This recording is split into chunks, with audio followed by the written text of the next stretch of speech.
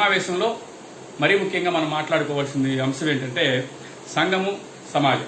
సంఘం అంటే ఏంటి, ఆర్గనైజేషన్ అంటే ఏంటి, ఆర్గనైజేషన్ అని మనం ఎలాగంటాం, సమాజం అంటే ఏంటి, సమాజంలో ఎటువంటి పరిస్థితులు ఉన్నాయి, ఉన్న సమాజాన్ని అలానే ఉంచే లెక్కైతే అసలు మన సంఘం యొక్క ఆవశ్యకత అసలు ఏమైనా ఉందా, అసలు మన యొక్క సంఘం ఏం చేయాలనుకుంటున్నాం, ఏ లక్ష్యం తీసుకుని ముందుకు వెళ్ళాలనుకుంటున్నాం అనేది ఖచ్చితంగా మనం తెలుసుకోవాలి. అంబేద్కర్ ఇండియా మిషన్ అంటే మీ అందరికీ తెలుసు, ఒక లక్ష్యం కోసం నిబద్ధతతో పనిచేసి, అంటే తన వెనక ఎవరున్నా లేకపోయినా ఒక నిబద్ధతగా పనిచేసే నాయకులు, కార్యకర్తలు ఒక మిషన్ ని సాధించడం కోసం పనిచేయట విధానాన్ని అంబేద్కర్ ఇండియా మిషన్ యొక్క లక్ష్యంగా మనం అనుకుంటా ఉంటాం. Ambedkar India mission, Ambedkar's India అంటే మిషన్. అంబేద్కర్స్ ఇండియా అంటే బాబాసాహెబ్ అంబేద్కర్ కోరినటువంటి భారతదేశాన్ని మనం సృష్టించాలని ఒక మిషనరీ దీంతో మనం పనిచేయాలి. దానికి ఒక సంఘం కావాలి. మీరందరికీ తెలుసు, మనం సంఘం అనేది చాలా ఎంత ఇంపార్టెంటో మీకు తెలుసో లేదో తెలియదు. యాజ్ ఇండివిజువల్ మనం ఒక వ్యక్తులు మాత్రమే. ఒక వ్యక్తి ఎప్పుడు కూడా వ్యవస్థ కాదు. మీ అందరికి గమనించాల్సిన అవసరం, ఒక వ్యక్తి ఎప్పుడు కూడా ఏమీ సాధించలేం. ఒక గొప్ప మేధావి అయినప్పటికీ ఈ సమాజంలో ఆ వ్యక్తి ఏమీ సాధించలేడు. సో తను ఏమీ సాధించలేని పరిస్థితి వచ్చినప్పుడు తనలాంటి ఆలోచన కలిగిన వ్యక్తుల్ని, తనలాంటి ఆలోచనతో ఉన్నటువంటి తనకున్నటువంటి లక్ష్యం ఏదైతే ఉందో ఆ లక్ష్యం కలిగినటువంటి వ్యక్తులతో కలిసి కొంతమంది, అంటే మోర్ దాన్ 2 people, ఒకరు లేక అంతకన్నా ఎక్కువ, అంటే ఒకరు కాదు 2 కన్నా ఎక్కువ, సుమారు మన ఆర్గనైజేషన్ పెట్టుకోవాలంటే ఒక 7 కావాలి. 2 కన్నా ఎక్కువ ఎవరైతే వ్యక్తులు ఉంటారో ఒకే రకమైన ఆలోచన కలిగిన వ్యక్తులందరూ కలిసి ఒక సంఘంగా ఏర్పడతారు. ఎందుకు? ఒక వ్యక్తిగా వీఆర్ ఇన్క్యాపబుల్. ఎందుకు? ఒక వ్యక్తిగా మన సమస్యలు మనం పరిష్కరించుకోలేకపోతున్నాం కాబట్టి ఒక వ్యవస్థగా మనం మారాల్సిన ఆవశ్యకత అంటేనా ఉంది. అది వ్యవస్థ. ఇది nothing but organisation. Without an organisation, సంఘం అనేది ఏమీ లేకుండా సమాజంలో ఏమీ జరగదు, ఏ మార్పు సాధ్యపడదు. ఎందుకంటే సంఘం ఎప్పుడు కూడా 2 లేక 3, 2 నుంచి కన్నా ఎక్కువ సభ్యులతో ఏర్పడతా ఉంటుంది. ఒక ఇండివిజువల్తో ఎప్పుడు కాదు సంఘం అనేది ఒక మోర్ దాన్ 2 people తో సంఘం ఏర్పడతా ఉంటుంది. ఎందుకు సంఘం ఏర్పడాలంటే ఒక లక్ష్యం కోసం సంఘం ఏర్పడాలా, ఒక లక్ష్యాన్ని సాధించడం కోసం, ఒక లక్ష్యం సాధించడం కోసం సంఘం ఏర్పడాలా. ఈ లక్ష్యాన్ని చేరటం కోసం మనం ఏం చేయాలి అంటే ఈ లక్ష్యానికి చేరటం కోసం ఒక సిద్ధాంత భూమిక ఉండాలా. ఒక సిద్ధాంతం. మధుని తీసేయి. సో ఒక లక్ష్యం, మధుగాని తీసేయి. ఓకే. ఏ రోజైతే లక్ష్యం, సిద్ధాంతం, దానితో పాటు లక్ష్యం సిద్ధాంతంతో పాటు ఒక ఖచ్చితంగా మనకి ఒక ప్రాక్టికల్ పాలసీ, అంటే స్ట్రాటజీ అంటే దాన్ని ఏమంటారంటే ప్రాక్టికల్ పాలసీ. స్ట్రాటజీని ఏమంటాం మనం తెలుగులో? స్ట్రాటజీని ఏమంటాం మీ అందరికీ తెలుసు కదా. స్ట్రాటజీ అంటే నాకు స్ట్రాటజీ.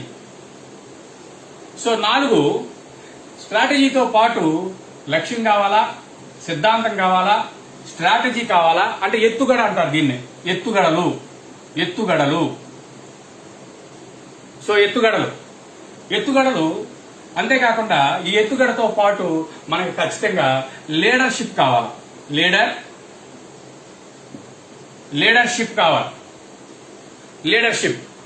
లీడర్షిప్ ఒకటి ఉంటే సరిపోదు, ఈ 5 ఉంటే సరిపోదు. ఒక ఉద్యమం నడవాలంటే లక్ష్యం ఉండాలా, సిద్ధాంతం ఉండాలా, స్ట్రాటజీ అంటే ఎత్తుగడలు ఉండాలా, ఎత్తుగడలతో పాటు నాయకత్వం ఉండాలా. నాయకత్వం. సో నాయకత్వంతో పాటు ఈ 4 ఉంటే సరిపోదు. ఒక మనిషి, ఒక సంఘం కూడా ఉండాలి. సో వాయిస్ వినిపించలేదంట. ఓకే. ఒక సంఘం కూడా ఉండాలి. సంఘం అనేది ఏ రోజైతే ఈ సంఘం లేకపోయిందో, ఈ సంఘంలో ఒక వ్యక్తి ఒక లక్ష్యాన్ని చేరలేడు. ఒక వ్యక్తి సిద్ధాంతం, ఎంత గొప్ప సిద్ధాంతం తన దగ్గర ఉన్నప్పటికీ ఆ సిద్ధాంతం తీస్తూ ఈ లక్ష్యాన్ని చేరలేడు. కాబట్టి ఎన్ని ఎత్తుగడలు వేసుకున్నప్పటికీ ఈ లక్ష్యాన్ని చేరలేడు. కాబట్టి ఎంత నాయకత్వం, నేను చాలా గొప్ప నాయకుడిని అంటే, ఒక నాయకుడు అవ్వాలంటే మనం ఏముండాలో మనం ఏమనుకున్నాం. అతను నాయకుడు అవ్వాలంటే అతను వెనక కనీసం అతను అనుసరించే అనుచరులు ఉండాలా. అనుచరులు. అతను నాయకుడు, నేను గొప్ప నాయకుడిని అని ఫీల్ అవుతున్నాడంటే దాని అర్థం, మన వాళ్ళు చాలా మంది నాయకుల గురించి మాట్లాడితే పేపర్ మీద కనిపిస్తూ ఉంటారు. 10 మంది పేపర్ టైగర్స్ లాగా, ఒక 12-13 మీద ఉంటారు. ఆ 12-13 కలిసి ఒక నాయకుడు అంటుంటే అతనే నాయకుడు. రాష్ట్ర నాయకుడు, జాతీయ నాయకుడు, విశ్వ నాయకుడు, ఇలాగా అనేక మంది మనం ఉంటారు నాయకులు. అది కాదు. సో నాయకుడు అంటే అతను మనకి అనేక మంది సభ్యులై ఉండాలా. ఆ సభ్యులు అందరూ కలిస్తేనే ఒక సంఘంగా ఏర్పడాలా. ఆ సభ్యులందరూ కలిసి ఒకే సంఘంగా కలగాలి. ఒకే సంఘంగా ఏర్పడాలి అంటే వాళ్ళు ఖచ్చితంగా వాళ్ళకల్లా ఒక సంఘం ఖచ్చితంగా దానికి ఒక లక్ష్యం ఉండాలి. మీ అందరికీ తెలుసు, ఆర్గనైజేషన్ ఒక మనిషి సాధించలేని దాన్ని ఒక సంఘం చాలా ఎంతో చక్కగా సాధిస్తాయి. We are all ordinary people. Ordinary people అంటే ఒక సాధారణమైన వ్యక్తులు. సంఘానికి ఉన్న గొప్పతనం ఏంటంటే చాలా మందికి మనకు అర్థం కాదు, సంఘం యొక్క శక్తి అర్థం కాదు. నేను ఇండివిజువల్ చాలా గొప్పవాడిని ఫీల్ అవుతూ ఉంటారు. ఇండివిజువల్ ఎప్పుడు గొప్పవాడు కాదు. ఒక ఆర్గనైజేషన్ సంబంధించినంత వరకు ఒక వ్యక్తి ఎవడైతే ఉన్నాడో ఆ వ్యక్తి ఇప్పుడు వచ్చింది. రాజా ఫేస్బుక్ ఇప్పుడు వచ్చింది, మెసేజ్ వచ్చింది. ఓకే. సో ఎప్పుడైతే ఒక నాయకుడు, ఒక వ్యక్తి ఎవరైతే ఉన్నారో ఆ వ్యక్తి ఒక సాధారణమైన వ్యక్తి ఏం చేస్తాడు? సాధారణ పనులు చేస్తూ ఉంటాడు. అసాధారణమైన వ్యక్తి అసాధారణమైన పనులు చేస్తూ ఉంటాడు. సాధారణమైన వ్యక్తి సాధారణమైన పనులు చేస్తూ ఉంటాడు. మనం ఉన్నాం అనుకో, డ్యూటీకి వెళ్ళటం, రావటం, మాట్లాడుకోవటం చేస్తూ ఉంటాం. అసాధారణమైన వ్యక్తి, మీ అందరూ తెలిసి కొంతమంది అసాధారణ వ్యక్తులు ఉంటారు. వాళ్ళు ఏంటంటే ఎక్స్ట్రాడినరీ పీపుల్ అన్నమాట. ఎక్స్ట్రాడినరీ పీపుల్ మనకందరూ ఈ తల్లో నుంచి అక్కడి నుంచి ఉంగరాలు, విభూతులు తీస్తూ ఉంటారు బ్యాచ్. అయ్యంతా మనం అంత అసాధారణ వ్యక్తులం కాదు. వీఆర్ ఆల్ సాధారణమైన పీపుల్. సాధారణమైన వ్యక్తులు మాత్రమే. ఒక సాధారణమైన వ్యక్తి ఒక అసాధారణమైన పని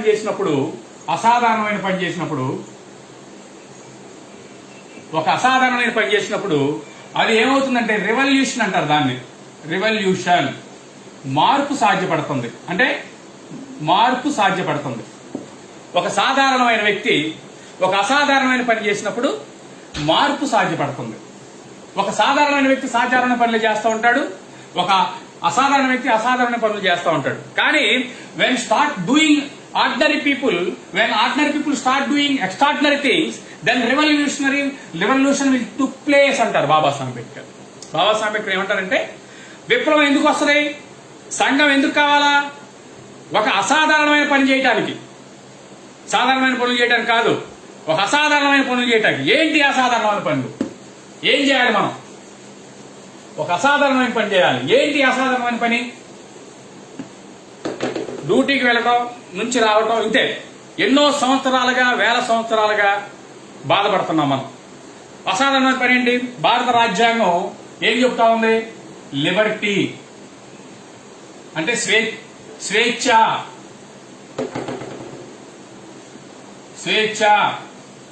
సమానత్వం, న్యాయం, అలాగే సౌభ్రాతృత్వం. మనం ఎందుకు సంఘాన్ని నడపాలి? మనకి సంఘం అవసరం ఏంటి? స్వేచ్ఛ మన సమాజానికి లేదు కాబట్టి ఆ స్వేచ్ఛను పొందడం కోసం, ఎందుకు ఇది రాజ్యాంగంలో పొందుపరచబడింది బాబాసాహెబ్ అంబేద్కర్ 1950 జనవరి 26వ తారీఖున. స్వేచ్ఛ లేదు కాబట్టి స్వేచ్ఛ కోసం మనం సంఘం స్వేచ్ఛను సాధించుకోవడం కావాలి. అలాగే సమానత్వం లేదు కాబట్టి సమానత్వాన్ని సాధించడం కోసం మనం ఖచ్చితంగా దానికోసం పనిచేయాలి. న్యాయం మన సమాజానికి అందట్లేదు కాబట్టి, మనకు కాదు ఇండివిజువల్కి అందట్లేదు కాబట్టి దానికోసం మనం పనిచేయాలి. సౌభ్రాతృత్వం, సోదరభావం అనేది లేదు కాబట్టి దానికోసం మనం పనిచేయాలి. సరే, ఈ స్వేచ్ఛ, సమానత్వం, సౌభ్రాతృత్వం, న్యాయం దేనివల్ల లేదు మనకు? అసలు చాలా మంది మిత్రులు అంటూ ఉంటారు, ఫలానా వాడు నన్ను అణిచివేస్తున్నాడండి. మన ఉద్యోగస్తులు చాలా మందిని అడిగితే, ఏమైనా ఇప్పుడు నాకు ప్రమోషన్ రాలేదు సార్ అంటే, ఎందుకు రాలేదే నీకు ప్రమోషన్ అనగానే, సార్ నేను ఎస్సీ వాడిని అడిగి ప్రమోషన్ ఇవ్వలేదండి అంటాడు. సార్ నాకు ప్రమోషన్ ఇవ్వలేదు సార్, నాకు రావాల్సిన ట్రాన్స్ఫర్ లేకపోతే మంచి టేబుల్ రాలేదు సార్ నాకు అంటాడు. మంచి టేబుల్ ఎందుకు రాలేదు? నేను ఎస్సీ వాడిని కాబట్టి ఇవ్వలేదే అంటాడు. లేదా ఎస్సీ ఎస్టీ వాళ్ళం కాబట్టి మనం ఇవ్వలేదు అని మాట్లాడతాం. సో ఇలాంటి పరిస్థితులు మన సమాజంలో ఉన్నాయి. ఇప్పుడు మనం ఖచ్చితంగా మనం ఆలోచించాల్సింది ఏంటంటే, అర్థం చేసుకోవాల్సింది ఏంటంటే, మనం ఎవరైతే ఉన్నామో అసలు స్వేచ్ఛ, సమానత్వం, సౌభ్రాతృత్వం, న్యాయం ఇవన్నీ కూడా మన సమాజంలోనికి తీసుకురావాలి. దానికోసం మన సంఘం కావాలి. అంతే తప్ప ఏదో కాసేపు కబుర్లు చెప్పుకోవటానికో, మన అధ్యక్షుల వారి దగ్గర నుంచి చిన్న చిన్న పనులు చేయించుకోవటానికో, మన అధ్యక్షుల వారి ముందు కొంచెం ఆయన ఏదో కాసేపు అటు ఇటు అని చెప్పేసి ఆయన దగ్గర ఏదో మంచి ఇచ్చేసుకోవడం కోసం అవసరంలే. దానికోసం మన సమయాన్ని, మన మనీని, మన టైంని మనం కేటాయించాలని అవసరంలా. మనం ఖచ్చితంగా మన యొక్క స్వేచ్ఛ, సమానత్వం, సౌభ్రాతృత్వం, న్యాయం ఏ సమాజంలో అయితే బాబాసాహెబ్ అంబేద్కర్ ఏ సమాజాన్ని నుంచి అయితే మన హక్కు పోరాటం చేసి హక్కులు తీసుకుని వచ్చారో ఆ హక్కుల్ని మన సమాజానికి అందించడం కోసం మనం ఈ పని చేయాలి. ఇది ఖచ్చితంగా చేయాలి. మనం ఖచ్చితంగా చేయాలి. సో దానికోసం మాత్రమే సంఘం కావాలి. So ordinary people do the ordinary things, extraordinary people do the extraordinary things. When ordinary people start doing extraordinary things, then revolution will took place అన్నాడు ఆయన. సాధారణమైన వ్యక్తులు ఉదయం నుంచి సాయంత్రం వరకు ఉద్యోగం చేసుకోవటం, ఉదయం నుంచి సాయంత్రం వరకు పనులు చేసుకోవటం వ్యక్తులు ఒక సాధారణమైన కార్యకర్త ఒక గొప్ప లక్ష్యాన్ని పెట్టుకుని పనిచేస్తే అది అసాధారణమైన పని అన్నమాట. బాబాసాహెబ్ అంబేద్కర్ లో ఎయిమ్ ఈజ్ క్రైమ్. లక్ష్యం ఎప్పుడు చాలా పెద్దదై ఉండాలా. ఎయిమ్ లో ఎయిమ్ ఈజ్ క్రైమ్. క్రైమ్ అంటే మీ అందరూ తెలుసు. క్రైమ్ నేరం. చిన్న లక్ష్యాలు పెట్టుకోవటం, చిన్న లక్ష్యం అనేది ఒక క్రైమ్ అంట. క్రైమ్ అంటే నేరం అంటే శిక్షార్హం. సో లో aim is crime but failure is not a crime. ఒక లక్ష్యాన్ని పెట్టుకుని నువ్వు పని చేసుకుంటూ వెళ్లే క్రమంలో మనం ఖచ్చితంగా మనం ఆలోచించాల్సింది ఏంటంటే అది ఆ లక్ష్యాన్ని చేరటం కోసం చేయాలి. ఆ లక్ష్యం ఏమి ఉండాలా? పెద్ద లక్ష్యమై ఉండాలా మన ఎప్పుడు లక్ష్యం.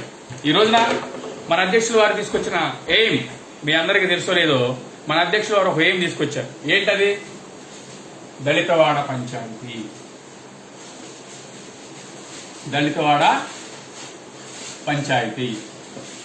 సో దళితవాడ పంచాయతీ ఎక్కడి నుంచి తీసుకొచ్చారు ఆయన? సెపరేట్ సెటిల్మెంట్స్ అంటారు దీన్ని. సెపరేట్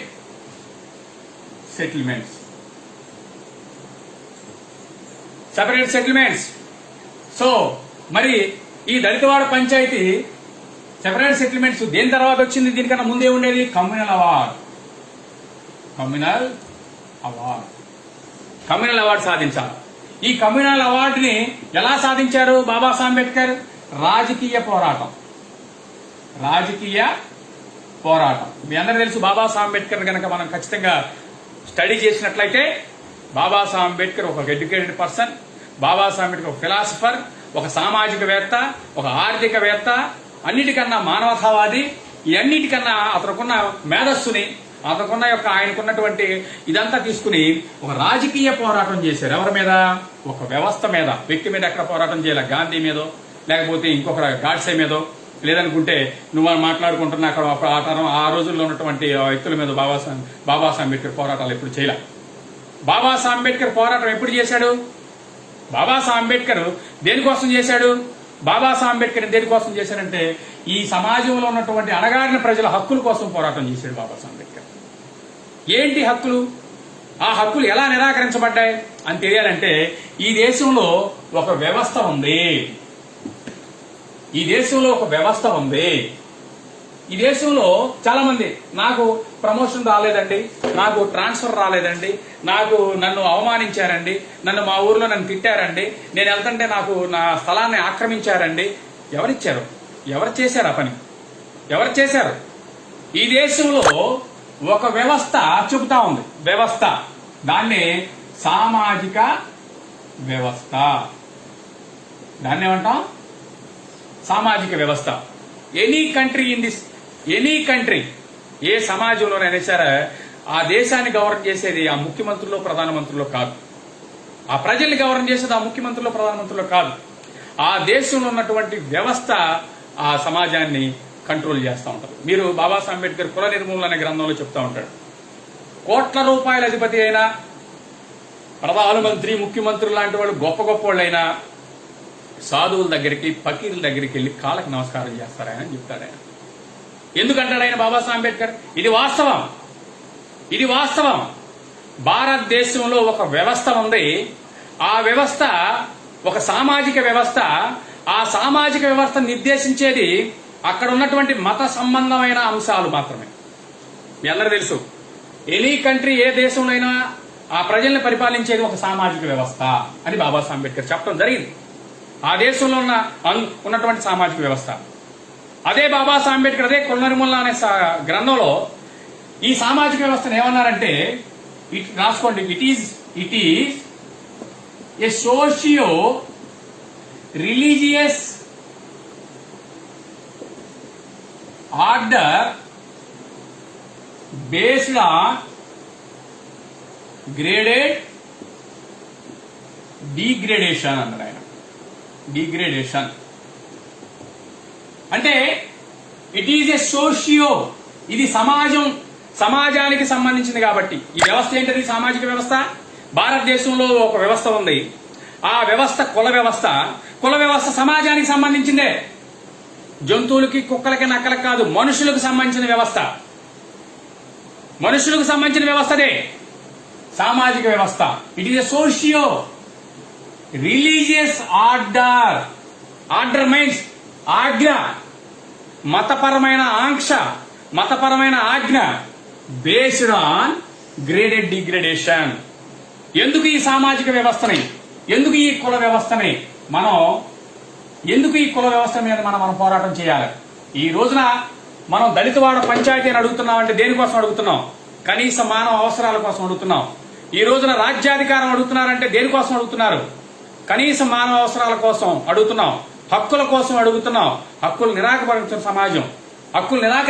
సమాజం ఏదైతే ఉందో ఆ సమాజం ఈ రోజున పోరాటం చేయాల్సిన ఆవశ్యకత ఎంతైనా ఉంది.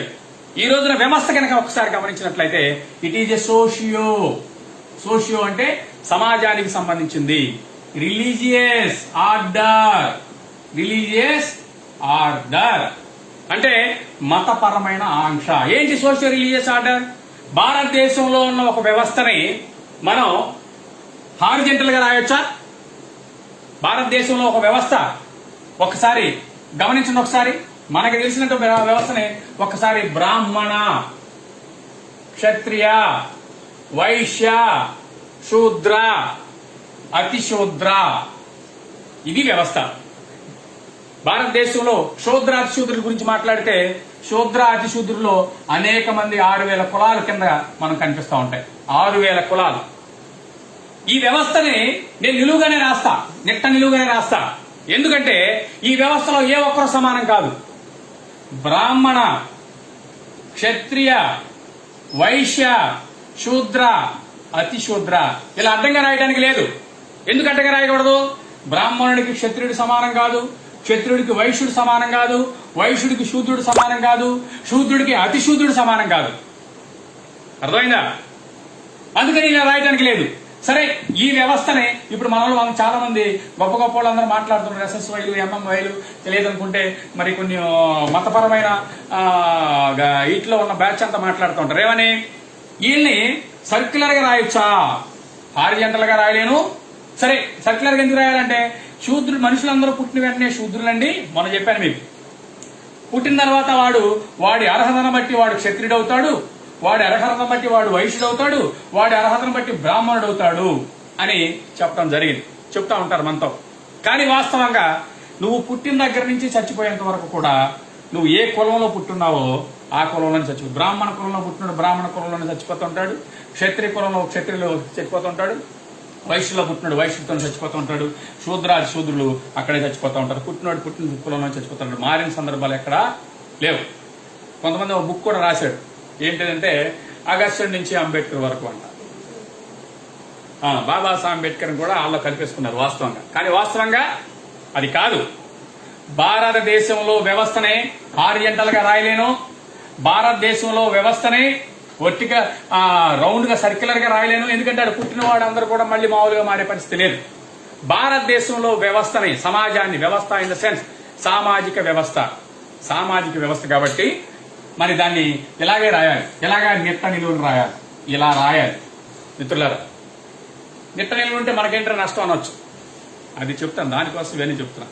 ఎవడో మనుషులందరూ సమానం కాదు కాబట్టి, దేవుడు మరి పుట్టించాడు కాబట్టి, ఎట్లా పుట్టించాడు ఎలా పుట్టించాడు తెలియదు కాబట్టి, సరే పుట్టేసాం కాబట్టి, సో మనం ఏడు తర్వాత ఆడి తర్వాత ఆడికి రెస్పెక్ట్ అవ్వాల్సిందే కదా, మన తప్పే ఉంది అని చెప్పేసి మాట్లాడే అలాంటప్పుడు మనకు సమాజంలోకి మన సంఘంలోకి పనిచేయాలంత అవసరం.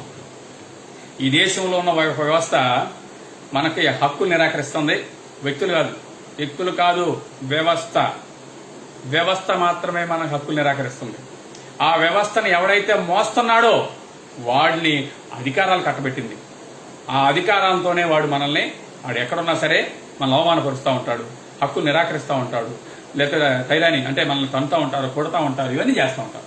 కాబట్టి అందుకని ఒక సాధారణమైన వ్యక్తి అసాధారణమైన పని చేయటం అంటే ఏదో పుట్టిన దగ్గర నుంచి చచ్చిపోయేంత వరకు దైనందిన కార్యక్రమంలో గడిపేయకుండా తన కోసం, తన బిడ్డల కోసం, తన సమాజం కోసం ఒక గొప్ప లక్ష్యంతో పెట్టుకుని పనిచేయటమే ఇది. ఆ గొప్ప లక్ష్యమే బాబాసాహెబ్ అంబేద్కర్ లక్ష్యం. ఆ బాబాసాహెబ్ అంబేద్కర్ గొప్ప లక్ష్యాన్ని సునీల్ కుమార్ గారు మన ముందుకు తీసుకురావడం జరిగింది. మిత్రులారా గమనించండి. సునీల్ కుమార్ గారు ఏమి అల్లా ఉద్దిన ఉద్దీపనగా ఎక్కడి నుంచో తీసుకురాలా, బాబాసాహెబ్ అంబేద్కర్ లక్ష్యాన్ని మనకి ఇవ్వడం జరిగింది. గమనించండి ఒకసారి. బాబాసాహెబ్ అంబేద్కర్ లక్ష్యం ఏదైతే ఉందో ఆయన తీసుకోవడం జరిగింది. ఈ దేశంలో ఒక వ్యవస్థ మనల్ని అవమానపరుస్తూ ఉంది, అంటరాని వాళ్ళుగా చూస్తూ ఉంది, శూద్రులు అతిశూద్రులుగా బానిసలుగా చేస్తూ ఉంది. ఈ వ్యవస్థ కొనసాగినంత కాలం మన జీవితాలు ఎలాగే ఉంటాయి. మన జీవితాలు మారాలి అంటే మన వ్యవస్థను కూడా మార్చాల్సిన ఆవశ్యకత ఎంతైనా ఉంది అని చెప్పేసాను. వ్యవస్థ మారాలంటే వ్యవస్థ ఎక్కడుంది? ఈ వ్యవస్థ కుల వ్యవస్థ. ఈ వ్యవస్థ ఏమంటున్నాం మనం? కుల వ్యవస్థ. ఇంతకుముందు ఇది వర్ణ వ్యవస్థగా ఉండేది. ఇది ఒక కుల వ్యవస్థ. ఇంతకుముందు వర్ణ వ్యవస్థగా ఉండేది. దానికన్నా ముందు ఇది వైదిక వ్యవస్థ. కుల వ్యవస్థ దగ్గర 6,000 కులాలు ఉన్నాయి. ఈ కుల వ్యవస్థ వర్ణ వ్యవస్థ యొక్క ఏ వర్ణ వ్యవస్థ? బ్రాహ్మణ, క్షత్రియ, వైశ్య, శూద్ర, అతిశూద్ర అనే వర్ణాలతో ఏర్పడింది. అతిశూద్ర అనే వర్ణం మరి దేవుని సృష్టిలో కూడా లేదు నా ఉద్దేశంలో. సరే, ఇది ఇంతకుముందు వైదిక వ్యవస్థగా ఉండేది. అంటే ఈ 3 వర్ణాలే ఉండేవి: బ్రాహ్మణ, క్షత్రియ, వైశ్య. వైదిక వ్యవస్థలో బ్రాహ్మణ, క్షత్రియ, వైశ్యులుగా ఉండేవాళ్ళు. ఆ తర్వాత వర్ణ వ్యవస్థగా 4 వర్ణాలుగా మారారు. ఈ వైదిక వ్యవస్థ నుంచి 4 వర్ణాలు ఎలా మారినాయి అనేది తెలుసుకోవాలి. అది 4 గంటల తర్వాత నేను మీకు చెప్పాను కదా, ఆర్ఎస్ ప్రవీణ్ కుమార్ గారు ఆబ్లిక్ హిందూ అవకాశవాది, అది అందులో మేము దాన్ని విశదంగా వివరిస్తాం మీకు. కుల వ్యవస్థ వర్ణ వ్యవస్థగాను, వర్ణ వ్యవస్థ వైదిక వ్యవస్థగాను, వైదిక వ్యవస్థ వర్ణ వ్యవస్థగాను, వర్ణ వ్యవస్థ కుల వ్యవస్థగాను మారింది. ఆ మారిన క్రమంలో ఏమైంది? సరే, ఇష్టం వచ్చినట్టు మారితే ప్రాబ్లంలా. బాబాసాహెబ్ అంబేద్కర్ వ్యవస్థను ఏమన్నారంటే ఇట్ ఈజ్ ఎ సోషియో, అంటే సమాజంతో ముడిపడింది. It is a religious order. What is religious order? ఈ వ్యవస్థను ఎవడైనా సరే మార్చాలని ప్రయత్నిస్తే ఈ వ్యవస్థ ఇలాగే ఉండాలా? ఎవరు చెప్పాడరా? నీ పేరేంట్రా? నా పేరు రాంబాబు. అది మా అమ్మ నా పేరు పెంటారావు అని పెట్టింది అనుకో, నచ్చక మనం ఏం చేస్తామంటే మార్చేసుకోవచ్చు. కానీ ఈ వ్యవస్థలో పుట్టిన ఎవడైనా సరే, ఈ భారతదేశంలో పుట్టిన ఎవడైనా సరే కులాన్ని మార్చుకోవటానికి ఉందా? లేదు, మార్చుకోలేడు. వాడు కనీసం ఈ అతిశూద్రుడిగా పుట్టినవాడు ఒక ఐపీఎస్ గా, మన భారతదేశంలో మరి మేధావులు అంటే నాకు తెలిసినంత వరకు మరి ఒక టెస్ట్ కండక్ట్ చేసి సివిల్ సర్వీసెస్ లో ఐఏఎస్, ఐపీఎస్, ఐఆర్ఎస్లు ఇవన్నీ చేసే బ్యాచ్, లేకపోతే ఐఎఫ్ఎస్లు, వీళ్ళందరూ కూడా ఉంటారు. వీళ్ళందరూ మేధావులే. మరి వీళ్ళెందుకు బ్రాహ్మణులు అందరూ కళ? దళితుల్లో ఉన్నటువంటి వాళ్ళందరూ బ్రాహ్మణులు ఎందుకు కాలేదు అంటే ఖచ్చితంగా కాలేరు. ఎందుకంటే ఈ వ్యవస్థ అలా చెప్తా ఉంది. ఏమన్నా రిలీజియస్ ఆర్డర్. అరే బాబు, నువ్వు పూర్వజన్మలో చేసుకున్న పాప ఫలితంగా పుట్టావు. ఎలా పుట్టావంట? నువ్వు పూర్వజన్మలో చేసుకున్న పాప ఫలితంగా ఈ జన్మలో అతి శూద్రుడిగా పుట్టావు. 7 జన్మల వరకు లేకపోతే శూద్రుడిగా పుట్టావు. 7 జన్మల వరకు పై 3 వర్ణాలకి లాభాపేక్ష లేకుండా సేవ చేస్తే అప్పుడు నువ్వు ఏమన్నా పుట్టొచ్చు అని ఎవరు చెప్పారంటే వేదాలు చెప్పినాయి, పురాణాలు చెప్పినాయి. మిత్రులారా గమనించండి ఒకసారి. వేదాలు పురాణాలు చెప్పినాయి మిత్రులారా. ఈ వేదాలు పురాణాలు భారతదేశంలో ఉన్నటువంటి వేదాలు, పురాణాలు ఏం చెప్పాయి? ఎవరు చెప్పారని చెప్పారు? దేవుడు అనే ఆయన సృష్టించాడని చెప్పారు. దేవుడు బ్రహ్మని ఆయన నోటి నుంచి బ్రాహ్మణుడిని, బాహుల నుంచి క్షత్రుడిని, నాభి నుంచి వైశ్యుడిని, లేకపోతే పాదాల నుంచి శూద్రుడిని అని సృష్టించి ఈ వ్యవస్థను ఏర్పాటు చేశాడు అని చెప్పేసి అంటారు. కానీ ఈ వ్యవస్థను హిందూ సామాజిక వ్యవస్థ అంటారు. వాస్తవంగా ఇది హిందూ సామాజిక వ్యవస్థ కాదు మిత్రులారా. హిందూ సామాజిక వ్యవస్థ కానే కాదు. చదవండి బాబాసాహెబ్ అంబేద్కర్, లేదా వేదాలు చదవండి, పురాణాలు చదవండి, ఇతిహాసాల్లో చదవండి. ఎక్కడా హిందూ అనే పదమే లేదు. వైదిక వ్యవస్థ లేకపోతే మనుధర్మ శాస్త్రం ప్రకారం ఇవే ఉంటాయి. సో ఏ రోజైతే ఇది సోషియో రిలీజియస్ ఆర్డర్, ఈ సమాజంతో ముడిపడింది కాబట్టి సోషియో, అలాగే రిలీజియస్ ఆర్డర్ కాబట్టి దేవుడి యొక్క ఆంక్షతో నడుస్తా ఉంది, మత గ్రంథాల యొక్క ఆంక్షతో నడుస్తా ఉంది కాబట్టి ఈ వ్యవస్థ ఉంది. ఇటువంటి ఎంత గొప్ప వ్యవస్థ అంటే బ్రాహ్మణుడు టైపు పైన ఉంటాడు, క్షత్రియుడు ఆ కింద ఉంటాడు, వైశ్యుడు ఆ కింద ఉంటాడు, ఇక్కడ ఒక పెద్ద లైన్ ఆఫ్ డిస్క్రిమినేషన్ ఉంటుంది, ఆ కింద శూద్రుడు అనేవాడు ఉంటాడు, ఇక్కడ ఒక స్మాల్ లైన్ ఆఫ్ డిస్క్రిమినేషన్ ఉంటుంది, ఇక్కడ అతి శూద్రుడు అనేవాడు ఉంటాడు. మిత్రులారా, ఇది vertical system, it is not the horizontal system, ఇది వర్టికల్ సిస్టమ్. చాలా మంది మన కమ్యూనిస్టులు అంటూ ఉంటారు దేశంలో these people are upper caste people. ఈ ముగ్గురు upper caste, these people are lower caste. రాసుకోండి దయచేసి. బ్రాహ్మణ, క్షత్రియ, వైశ్య, మీరందరూ మనం మాట్లాడుతున్న కమ్మారెడ్డి, కాపు ఈ బ్యాచ్ అంతా కూడా శూద్ర బ్యాచే. బ్రాహ్మణ, క్షత్రియ, వైశ్య అండ్ దెన్ శూద్ర అండ్ అతి శూద్ర. మీ అందరు గమనించండి ఒకసారి. వీళ్ళందరూ కూడా గమనిస్తే వీళ్ళంతా అప్పర్ క్యాస్ట్ పీపుల్, వీళ్ళంతా లోయర్ క్యాస్ట్ పీపుల్. సరే, అప్పర్ క్యాస్ట్ పీపుల్ అయితే మనకేంటి, లోయర్ క్యాస్ట్ పీపుల్ అయితే మనకేంటి, మన బెనిఫిట్స్ మనకు వస్తే బాగుంటుంది. కానీ these are beneficiary communities, these are victim communities. వీళ్ళందరూ లబ్ధిదారులు, వీళ్ళు పీడితులు. మీకు అర్థమవుతుందా నేను చెప్తుంది? ఈ వ్యవస్థను ఒక్కసారి this is the line of discrimination అంటారు. ఈ అణిచివేసే గీత ఏదైతే ఉందో, తక్కువగా చూసే గీత ఏదైతే ఉందో ఇక్కడ మొదలవుద్ది. చాలా మందికి అర్థం కాదు. ఇది upper caste people, lower caste people అండి. ఈ upper caste people, lower caste people ఉంటే తప్పే ఉందలే, పెద్ద కులం చిన్న కులం ఉంటే తప్పే ఉందలే అనుకోవచ్చు. కానీ ఈ పెద్ద కులం చిన్న కులంతో ఆగలా. ఇక్కడ వీళ్ళు బెనిఫిషరీ కమ్యూనిటీ, వీళ్ళు విక్టిమ్ కమ్యూనిటీ, పీడితులు. వీళ్ళు పాలకులు, వీళ్ళు పాలితులు. నాట్ ఓన్లీ, రాసుకోండి ఒకసారి, పాయింట్ వైజ్ గా రాసుకోండి దయచేసి. భారతదేశాన్ని ఒక్కసారి గమనించినట్లయితే social system is the mirror image of any system అంటాడు బాబాసాహెబ్ అంబేద్కర్. ఎందుకు ఈ సామాజిక వ్యవస్థను మార్చాలి? మనం ఈ సామాజిక వ్యవస్థకు వ్యతిరేకంగా ఎందుకు పోరాటం చేయాలి? మార్చొచ్చు, మన లైఫ్ టైంలో అవ్వచ్చు, అవ్వకపోవచ్చు. కానీ అన్లెస్ ఈ సామాజిక వ్యవస్థ ఉన్నంత కాలం ఖచ్చితంగా ఇది ఇలాగనే ఉంటది. ఎందుకంటానంటే this is nothing but mirror image of the social system. Any system, economic system తీసుకోండి, పొలిటికల్ సిస్టమ్ తీసుకోండి, ఎకనామికల్ సిస్టమ్ అంటే ఎకనామికల్ సిస్టమ్ అంటే దాని అర్థం ఏంటంటే ఆర్థిక వ్యవస్థను తీసుకోండి, రాజకీయ వ్యవస్థను తీసుకోండి. మిత్రులారా ఒక్కసారి, ఇది upper caste, lower caste people లాగానే లేదు, upper caste people, lower caste people లాగానే లేదు. పాలకులు, పాలితులుగానే ఉంది. అలాగే beneficiary community and victim community, అంటే దాని అంటారంటే లబ్ధిదారులు, అలాగే పీడితులు అనేది ఖచ్చితంగా మనం దీనిలో తెలుసుకోవచ్చు. ఆర్థిక వ్యవస్థ కనుక తీసుకున్నట్లయితే టాప్ 10 ఇండస్ట్రీస్ కానీ, టాప్ 100 ఇండస్ట్రీస్ కానీ వీళ్ళలో ఎవరికైనా ఉన్నాయా? ఒకళ్ళిద్దరు ఉంటారు తప్ప, ఈ మధ్య రీసెంట్ గా వచ్చిన జగన్మోహన్ రెడ్డి గారు, చంద్రబాబు నాయుడు గారు బ్యాచ్ తప్ప ఇక మిగిలిన ఎవడు అనమాట ఇందులో. ఇక అతి శూద్రుల సంగతి చెప్పనే అవసరంలా. వీళ్ళని పెంటను ఎత్తుకోవడం, పెంటను చేస్తాం, అంబేద్కర్ భిక్ష వల్ల చిన్న ఉద్యోగం చేసుకోవడం, రిటైర్డ్ అయిన తర్వాత మళ్ళీ వాళ్ళ పిల్లలకు ఉద్యోగం రాకపోతే మళ్ళీ కూలి పనికి పోవడం, అంతే ఈ బ్యాచ్. ఇక ఈ బ్యాచ్ లో కొంత ఒక చిన్న పార్ట్స్ అంతే.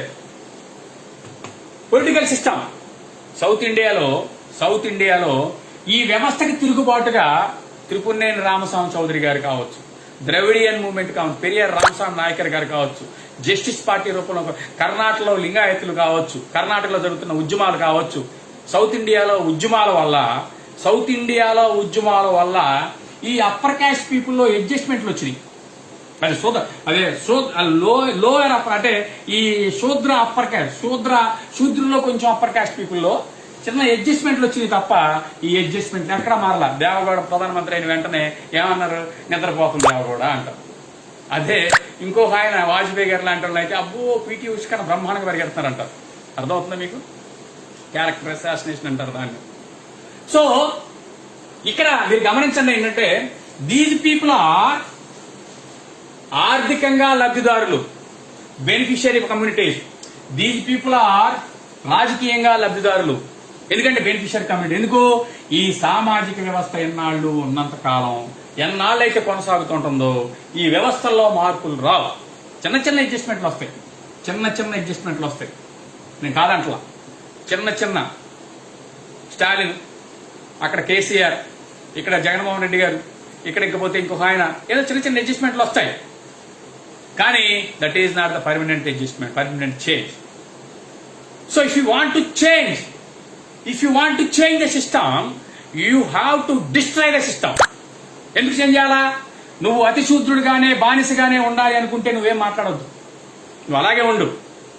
If you want to change, కనీసం ఈ మార్పు అన్నా రావాలి అంటే ఈ దేశంలో 50-60 సంవత్సరాల క్రితం, దగ్గర 50-60 సంవత్సరాలు కాదు, కొన్ని 100 త్రిపురనేని రామస్వామి చౌదరి గారు కమ్మ కమ్యూనిటీకి రాజ్యాధికారం కావాలి అని చెప్పి శూద్ర ఆశ్రమం అని చెప్పేసి తెనాలి ఆ చక్కన కృష్ణానది ఒడ్డున మీటింగులు పెట్టి వాళ్ళందరినీ కమ్మ వాళ్ళందరినీ సమీకృతం చేశాడు కాబట్టి, ఈ ఒక వ్యవస్థ మీద తిరుగుబాటు చేశాడు కాబట్టి ఈ మాత్రం అన్న అడ్జస్ట్మెంట్లు వచ్చినాయి మిత్రులారా. ఇది ఆటోమేటిక్ గా రాలా, పోరాటాల ద్వారా సాధ్యపడింది. అందుకని మిత్రులారు గమనించండి, ఇది అంబేద్కర్ ఇండియా మిషన్ కార్యకర్త తెలుసుకోవాలా. అంబేద్కర్ ఇండియా మిషన్ కార్యకర్త ఏం తెలుసుకోవాలి? ఈ దేశంలో ఒక సంఘాన్ని ఎందుకు ఏర్పాటు చేసాం మనం? ఒక వ్యవస్థను ఢీకొట్టడం కోసం. ఎందుకు వ్యవస్థను ఢీకొట్టాలా? ఈ వ్యవస్థ ద్వారా మనం సఫర్ అవుతున్నాం కాబట్టి, ఈ వ్యవస్థ ద్వారా మనం హక్కులు నిరాకరించబడుతున్నాం కాబట్టి. మిత్రులారా, ఈ వ్యవస్థ ఒకసారి గమనించినట్లయితే upper caste people, lower caste people అలా నిలబడలా. ఎందుకు ఈ వ్యవస్థ మరి ఇంత అవమానకరంగా ఉన్నప్పుడు మరి వీళ్ళు కమ్మారెడ్డి కాపులు కూడా మరి బ్రాహ్మణ క్షత్రియ వైశ్యుల నుంచి అవమానం పడ్డారు కాబట్టి వాళ్ళు ఎందుకు వీళ్ళు అవమానం గురి చేస్తున్నారా? అలాగే ఈ శూద్రులో ఉన్నటువంటి గౌడ, గొల్ల ఈ బ్యాచ్ ఇంకెవరైతే ఉన్నారో మంగళి, చాకలి ఈ బ్యాచ్ అంతా కూడా మరి అవమానం గురవుతున్నారు అన్నప్పుడు ఈ కింద అతిశూద్రులకు మాలమాదిగిల్ని, అలాగే ఈ కింద ఉన్నటువంటి ఎరుకల యానాది లంబాడిని ఎందుకు నీచంగా చూస్తున్నారు అంటే ఇదేంటంటే it is a not only socio religious order based on graded degradation. అర్థమైందా? బాబాసాహెబ్ అంబేద్కర్ అంటారు it is a socio religious order based on graded degradation. అర్థమవుతుందా? కుల నిర్మూలన అనే పుస్తకాన్ని చదవండి ఒకసారి. శ్రేణీయ అసమానత్వం, ఇది మనుషుల్ని నీచంగా చూడటమే కాకుండా వాళ్ళని ఒక గ్రేడ్స్ గా డివైడ్ చేసి వాళ్ళని ఇంకా అవమానకరమైన స్థితికి దిగదార్చారు. శ్రేణీయ అసమానత్వం కాదు, వీళ్ళు సమానులు, వీళ్ళు అసమానులు. ఇదే డిస్క్రిమినేషన్ లైన్. సరే, ఇక్కడ ఈ శూద్ర, అతి శూద్ర అని మాట్లాడుకుంటున్నాం కదా. బ్రాహ్మణ, క్షత్రియ, వైశ్య, శూద్ర, అతి శూద్ర, ఇది వర్ణ వ్యవస్థ. దేవుడు అనేవాడు సృష్టించాడు, ఎట్టా సృష్టించినా మనకు ప్రాబ్లంలా. కానీ ఈ అసమానత్వం మనకు ఎందుకయ్యా? మనకు అవసరమా? మనం ఒప్పుకుందాం, ఆ దేవుడు గొప్పవాడు అవ్వచ్చు. అసమానత్వాన్ని ఎవరు సృష్టించాడు? ఈ దేశంలో ఉన్న ఎవరు సృష్టించాడో మనం తెలుసుకోవాలి. సమానులు వీళ్ళు అసమానులు. ఇది సమానులు ఎందుకండి అనొచ్చు. లేదండి బ్రాహ్మణుడికి క్షత్రుడికి పడదండి, క్షత్రుడికి వైశ్యుడికి పడదని. ఇక్కడ ఇన్ఫీరియారిటీ, సుపీరియారిటీ ఫీలింగ్ ఉంటుంది అంతే. ఈ బ్రాహ్మణుడు, క్షత్రియుడు, వైశ్యుడు వీళ్ళందరూ తెలుసు. రాజర్షి ఒకళ్ళు అంటారు, బ్రహ్మర్షి ఒకళ్ళు అంటారు. బ్రహ్మర్షి ఎవరు? ఏ రాజా? బ్రహ్మర్షి ఎవరు? రాజర్షి ఎవరు? విశ్వామిత్రుడు. బ్రహ్మర్షి వశిష్ఠుడు. అర్థమవుతుంది మీకు? బ్రహ్మర్షి వశిష్ఠుడు బ్రాహ్మణుడు, అందుకు బ్రహ్మర్షి అయ్యాడు. మరి విశ్వామిత్రుడు రాజర్షి అయ్యాడు. ఎలాగయ్యాడు మీకు తెలుసు ఆ విషయం?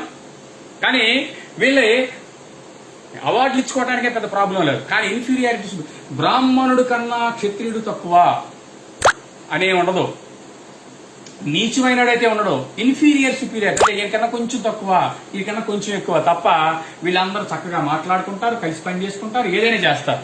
వీళ్ళందరూ కలిసి వీళ్ళందరినీ అణచివేస్తూ ఉంటారు. మిత్రులారు గమనించండి ఒకసారి. అర్థమైందా మీకు? నేను చెప్తున్నా అర్థమవుతుందా మీకు? సో సమానులు ఎందుకు సమానులు అంటే వీళ్ళందరూ అవార్డులు ఎన్ని కావాలంటే అవార్డులు ఇచ్చుకుంటారు, వాళ్ళకి కావాల్సిన హక్కులు కావాలంటే హక్కులు ఇచ్చుకుంటారు, వాళ్ళకి కావాల్సిన వీడు ఉద్యోగం చదువుకోవాలి, వీడు రాజ్యాన్ని పరిపాలించాలి, వీడు వ్యవసాయ వ్యాపారం చేసుకోవాలి. అర్థమైందా? వీడు అన్న డైరెక్షన్లో నడవాలి, బ్రాహ్మణ డైరెక్షన్లో నడవాలి, వీడు రాజ్యాన్ని పరిపాలించాలా, వీడు వైశ్యుడు అనేవాడు వ్యవసాయం వ్యాపారం చేసుకోవచ్చా, కానీ శూద్రుడు అనేవాడు వ్యవసాయం వ్యాపారం చేసుకోవటం కానీ శూద్రుడు అనే వ్యవసాయం వ్యాపారం చేసుకోవటం కానీ లేదు. వీళ్ళందరూ పై 3 వర్ణాలకి లాభాపేక్ష లేకుండా సేవ చేసుకుంటే తిరగటమే, ఇంతే. సరే అందుకనే వీళ్ళు సమానులు, చిన్న చిన్న అడ్జస్ట్మెంట్లు ఉంటాయి. వీళ్ళు అసమానులు, వీళ్ళు సమానులు, వీళ్ళు అసమానులు. కానీ ఈ అసమానులందరూ సమానంగా ఉన్నారంటే దాన్నే అసమానుల మధ్య అసమానత్వం అంటారు. Inequality among అన్ఈక్వాల్స్.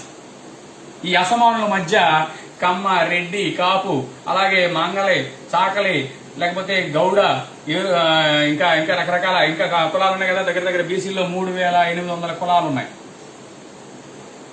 అలాగే ఎస్సీలో 1500 కులాలు ఉన్నాయి.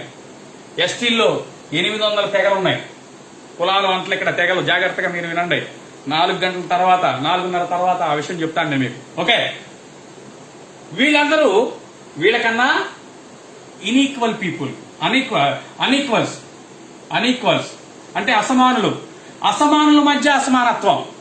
ఏ సమాజం అయితే ఎందుకు భారతదేశంలో విప్లవం రావట్లా? చైనాలో విప్లవం వచ్చింది, రష్యాలో విప్లవం వచ్చింది, అమెరికాలో అన్ని చోట్ల బానిసత్వంకి నల్ల జాతుల మీద తెల్ల జాతుల మీద నల్ల జాతులు తిరుగుబాటు చేసి విప్లవం తీసుకొచ్చారు. భారతదేశం ఎందుకు విప్లవం రావట్లా? ఎందుకు విప్లవం రావట్లేదంటే ఈ యొక్క గ్రేడెడ్ డిగ్రేడేషన్ వల్ల మాత్రమే రావట్లేదని బాబాసాహెబ్ అంబేద్కర్ చెప్పడం జరిగింది. కుల నిర్మూలన అనే పుస్తకం నేను సొంతంగా ఏం చెప్పట్లా మిత్రులారా. కుల నిర్మూలన అనే పుస్తకాన్ని కాంశీరామ్ గారు ఒక రాత్రిలో 7 సార్లు చదివి భారతదేశ సామాజిక ఆర్థిక వ్యవస్థను అర్థం చేసుకుని రాజకీయ వ్యవస్థని మీద తిరుగుబాటు చేసి మరి అక్కడ ముఖ్యమంత్రిగా మన మాయావతి గారిని చేయడం జరిగింది. ఈ దేశంలో నీ మనుగడ సాధించాలి అంటే ఖచ్చితంగా బాబాసాహెబ్ అంబేద్కర్ యొక్క కుల నిర్మూలన గ్రంథాన్ని చదవండి. కుల నిర్మూలన గ్రంథాన్ని చదివి హిందూ మహాసభ కావచ్చు, ఆర్ఎస్ఎస్ పీపుల్ కావచ్చు, వాళ్ళ కొన్ని మార్పులు చేసుకున్నారు కూడా. చాలా మార్పులు చేసుకున్నారు. కానీ మనం మాత్రం చదవం. ఉదయం లేచిన దగ్గర నుంచి సాయంత్రం వరకు ఏం చేయాలో చేస్తాం. ఇప్పుడు ఎవడో మాట్లాడుతున్నాడు, ఏంట్రా ఫ్రెండ్షిప్ డే రోజున కూడా ఏంటది ఈ మీటింగ్లు ఏంట్రా అని మాట్లాడుతాను. నాకు వినపడింది, నాకు ఇయర్ ఫోన్స్ పెట్టుకున్నాను కదా, నాకు వినపడింది. అడిగి అంతే తినటం తొంగోవటం వీడికి ఆ డ్యూటీ. వాడు రేపొద్దున వాడి జీవితం ఏమొద్దో, వాడి పిల్లల జీవితం ఏమొద్దో, వాడికి రాబోయే తరంలో వాడు ఎలాగ గోచి పెట్టుకుని వెళ్ళే పరిస్థితి వస్తుందో లేదో వాడికి అర్థం కాదు. ఈ రోజున మనం అనుభవిస్తున్న హక్కులన్నీ కూడా అనేక మంది బాబాసాహెబ్ అంబేద్కర్ తన బిడ్డల్ని కోల్పోయి తన భార్యని చంపటం అంటే చనిపోయే స్థితికి నెట్టి నిన్ను, నీ బిడ్డల్ని, నీ భార్యని బతికిచ్చిన జీవితాన్ని ఇచ్చాడు బాబాసాహెబ్ అంబేద్కర్. తల్లిదండ్రులు మనకు పుట్టుకునిస్తే వచ్చుగాక ఈ సమాజంలో జీవించే హక్కును బాబాసాహెబ్ అంబేద్కర్ మాత్రం ఇచ్చాడు, ఇంకెవరెవలా. అర్థమైందా రాజా?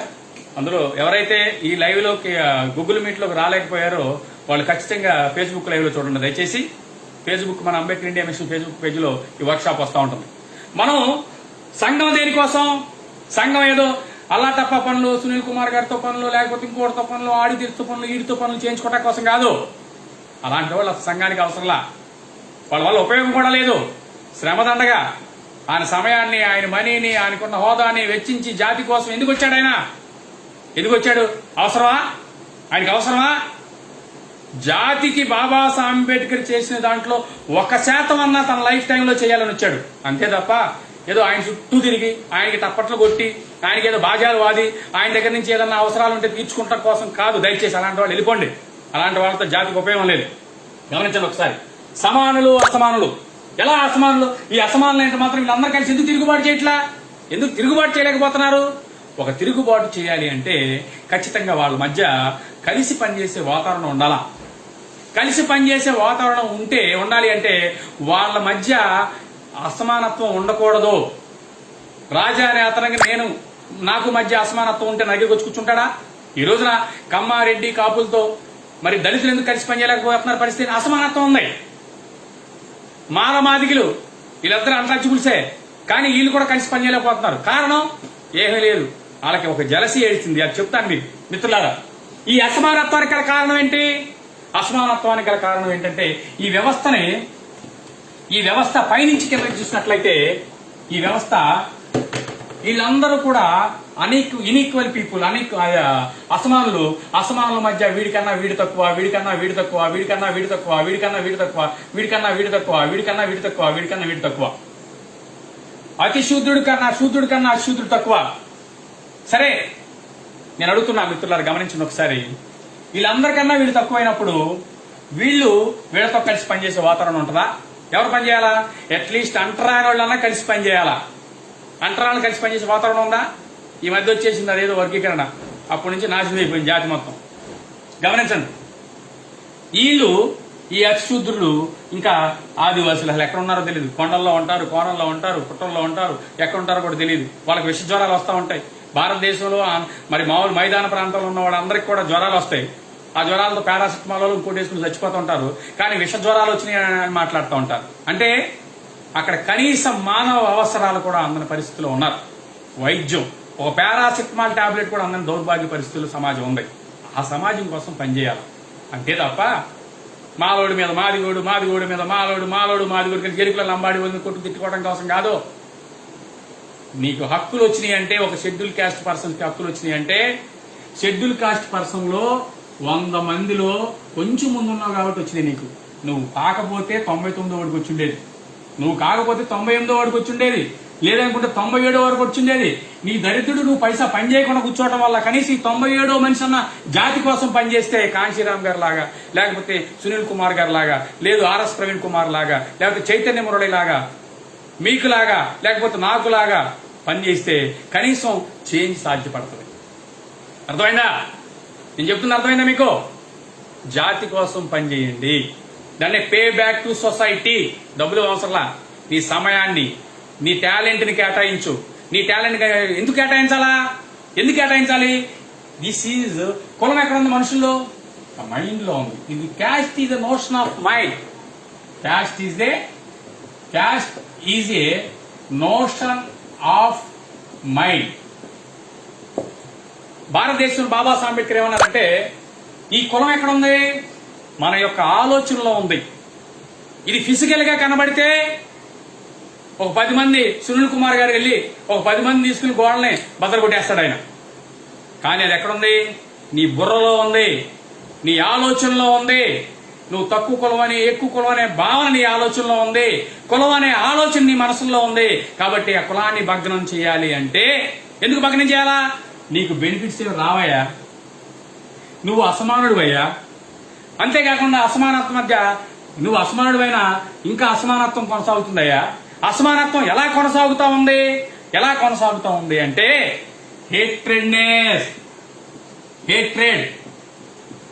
హేట్రెడ్నెస్ అంటే అసహ్యమించుకునే అనే భావాల నుంచి కొనసాగుతా ఉంది.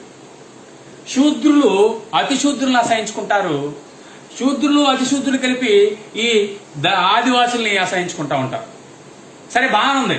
వీడి అసహించుకుంటా ఇంకెవడన్నా ఉన్నాడా? అతిశూద్రుడికి ఎవడో లేడు. వీడికి ఏముంది? కింద ఎవడో లేడు కాబట్టి వీడు అసహించుకోలేడు. ఏం చేయాలా? పైన అసహించుకుంటా వెళ్తే వీడు లాగి తంతా ఉంటాడు. కనీసం నీ చొక్కా నువ్వు వేసుకుని, నీ ప్యాంట్ వేసుకుని, నీ షర్ట్ నువ్వు వేసుకుని, నీ తెల్ల చొక్కా తెల్ల ప్యాంట్ నీ చెప్పులు వేసుకుని, మొన్న ఈ మధ్య చూసాం కదా, ఆ సినిమా పేరేంటే రాజా నారప్ప అసురన్ తమిళంలో. సో నారప్ప సినిమాలో నీ చెప్పులు నువ్వు వేసుకుని రోడ్డు మీద నడితే తన్ని సందర్భాలు ఉన్నాయి.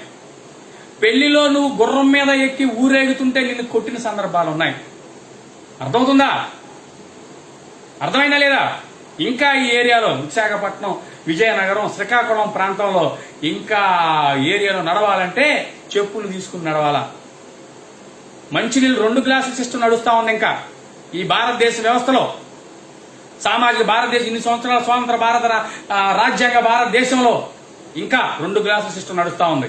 అందుకు వ్యవస్థ మార్చడం కోసం పనిచేయాలా. నువ్వు చచ్చిపోయిన తర్వాత నీ కొడుకు ఏమవుతాడో నీకే తెలియదు, నీ కొడుకు ఏం జరుగుతుందో కూడా తెలియదు. కానీ బాబాసాహెబ్ అంబేద్కర్ గ్యారంటీ ఇచ్చారు, నీ బిడ్డల్ని పాలకులను చేస్తానని బాబాసాహెబ్ అంబేద్కర్ ఇచ్చాడు. ఆయన బాబాసాహెబ్ అంబేద్కర్ ఒక రౌండ్ టేబుల్ కాన్ఫరెన్స్ అయిన తర్వాత వచ్చినప్పుడు ఒక మాట అంటాడు బాబాసాహెబ్ అంబేద్కర్.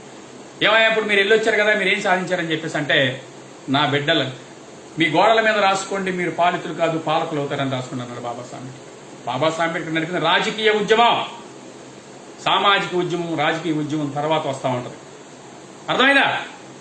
ఇప్పుడు ఎందుకు రాజకీయ ఉద్యమం ద్వారా? రాజకీయాలతోనే అన్ని ముడిపడి ఉంటాయి. అదే గనక ముఖ్యమంత్రికి నువ్వో ఇంకొకళ్ళు అయితే, జగన్మోహన్ రెడ్డి గారి ప్లేస్లోనో చంద్రబాబు నాయుడు గారి ప్లేస్లోనైతే నీకు ఏం కావాలో ఫ్రీగా నువ్వు చక్కగా ఇచ్చేసుకుంటా ఉంటావు. నీ జాతికి ఏం కావాలో ఇస్తా ఉంటావు. మినిమం బేసిక్ ఎమ్యూనిటీస్ ఇస్తా ఉంటావు. కనీస మానవ అవసరాలందరినీ సమాజం కోసం మనం ఉద్యమం చేయాలి. సో డిగ్రేడేషన్ లో పాటు గ్రేడెడ్ ఉంటుంది. వీడిని అసహించుకుంటాడు, వీడు అసహించుకుంటాడు. ఇలాగా చూస్తే ఇక్కడున్న కిందకు వచ్చిన అసహించుకుంటానికి వీడెవడో లేడు.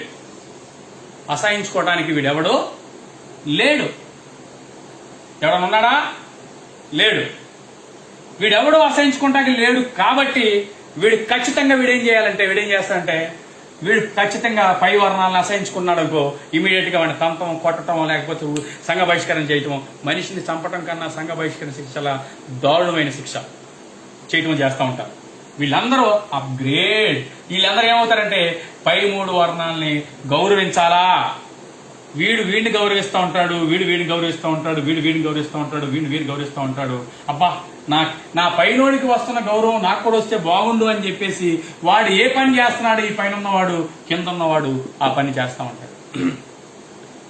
అయితే పైకి ఎన్నుకుంటే ఏమవుతుంది అంటే రెస్పెక్ట్ పెరుగుతూ ఉంటది. రెస్పెక్ట్, నాట్ ఓన్లీ రెస్పెక్ట్, గౌరవం.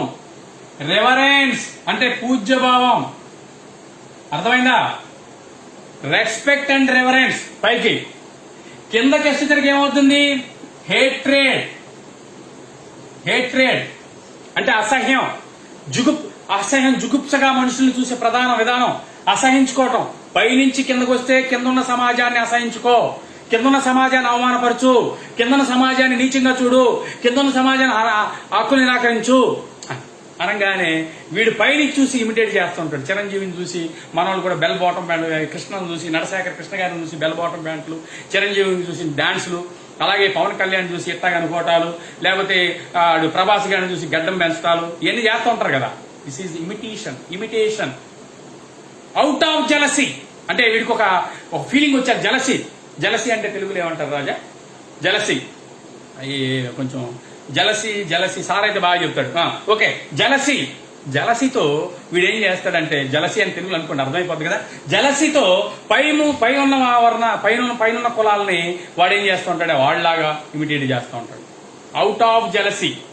అబ్బా నేను కూడా అలాగుంటే బాగుండే, నేను కూడా అలాగితే బాగుండే, వాడు కారు కొనుక్కుంటే నేను కూడా కొనుక్కుంటే బాగుండే అన్న టైప్లో ఎలాగైతే అనుకుంటామో, పైకి ఉన్న కులం కూడా లాగా నేను కూడా ఉంటే బాగుండే, నేను కూడా ఉంటే బాగుండే అనుకుంటాడు. ఆ విధంగానే వాడు అవుట్ ఆఫ్ జలసీ వాడు ఈయన్ని ఇమిటేట్ చేస్తూ ఉంటాడు.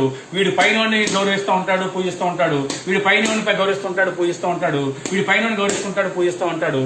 అలాగే ఈ కింద ఉన్నవాడు కూడా అదే పని చేస్తూ తన కింద ఉన్న అవమానాన్ని కూడా మర్చిపోతూ పైనున్నాన్ని పూజిస్తా, గౌరవిస్తూ ఉంటాడు. పైకి వెళ్ళి కొద్ది ఏముందంటే రెస్పెక్ట్ అండ్ రెఫరెన్స్ పెరుగుతూ ఉంటుంది, పూజ్యభావం పెరుగుతూ ఉంటుంది. వ్యవస్థ మీరు గమనించండి.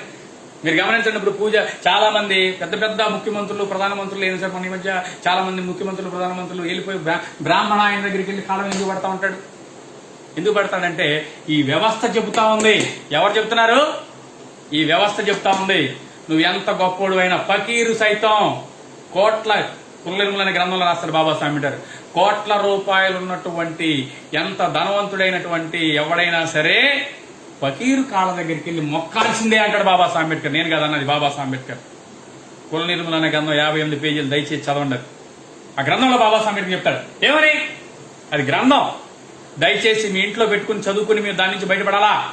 సో ఇక్కడ నుంచి రెస్పెక్ట్, ఈ రోజున రెస్పెక్ట్ అండ్ రెవరెన్స్ ఇక్కడికి వెళ్తా ఉంటుంది. నీకు గౌరవం లేదు, నీకు అవమానం ఉంది, నాకు గౌరవం ఎలా గౌరవిస్తారు? ఈ దేశంలో ఉన్న వ్యవస్థ ఇలా ఉన్నంతకాలం, కులం అనే ఆలోచన నీ మైండ్లో ఉన్నంతకాలం నిన్ను ఎవడు గౌరవించడు. అందుకే caste is the notion of mind. If you want to destroy the cast, నీ మనసులో ఉన్న కులం అనే జబ్బుని తీసివేయాలా. ఫస్ట్ ఇవేం చేయాలా? మిత్రులు గమనించిన ఒకసారి, హేట్రెడ్నెస్ ఉన్న ఏ 2 సమాజాల మధ్య అయినా అసమానత్వం ఉంటే ఈ దేశంలో విప్లవం రాకపోవడానికి కారణం ఏంటంటే ఏ రెండు కులాల మధ్య అయినా సరే, ఏ రెండు గ్రూపుల మధ్య అయినా సరే అసమానత్వం అనే భావన ఉంటే కలిసి పనిచేయలేము. ఈరోజు ఫ్రెండ్షిప్ డే. ఈ ఫ్రెండ్షిప్ డే రోజున ఒక ఇద్దరు వ్యక్తులు ఫ్రెండ్ అవ్వాలంటే ఖచ్చితంగా వాళ్ళ ఆలోచనలు కలవాల, కనీసం వాడిని గౌరవిస్తున్నాడనే భావన కలగాల, వాడిని అభిమానిస్తున్నాడనే భావన కలగాల, గౌరవించకపోయినా అభిమానిస్తున్నాడు, ప్రేమిస్తున్నాడనే భావన కలగాల. అప్పుడే వాళ్ళిద్దరు ఫ్రెండ్స్ అవుతారు. అలాగే ఈ దేశంలో ఈ వ్యవస్థ హక్కులు నిరాకరిస్తుంది, అవమానపరుస్తూ ఉంది. మరి ఎందుకు నిలబడింది అంటే హేట్రెడ్నెస్ అండ్ జలసీ. ఈ రెండు కారణాల వల్ల, జలసీ అండ్ అసహ్యం అనే భావన వల్ల మిత్రులారా, జలసీ అండ్ అసహ్యం అనే భావన వల్ల, ఆలోచన వల్ల. అందుకే ఏ రెండు సమాజాల మధ్య అసహ్యం, జలసీ లేకపోతే హేట్రెడ్నెస్ ఉంటుందో ఆ రెండు సమాజాలు కలిసి పనిచేయలేవు. మాలమాదిగిలి కలిసి పనిచేయలేకపోవటానికి గల కారణం అదే. అర్థమైందా?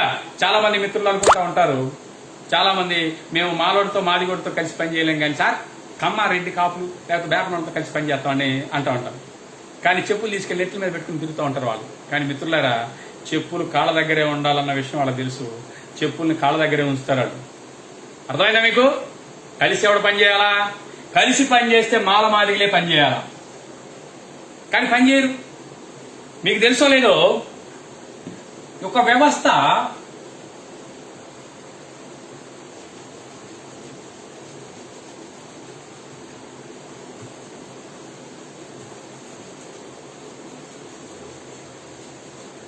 మై డియర్ ఫ్రెండ్స్, ఈ రోజున బ్రాహ్మణ, క్షత్రియ, వైశ్య, శూద్ర, అతిశూద్ర అనే నాలుగు వర్ణాలతో పాటు ఐదో వర్ణం, ఆ వర్ణాలు ఎందుకు వచ్చినాయో అవన్నీ వచ్చినాయి నేను చెప్పలే కానీ.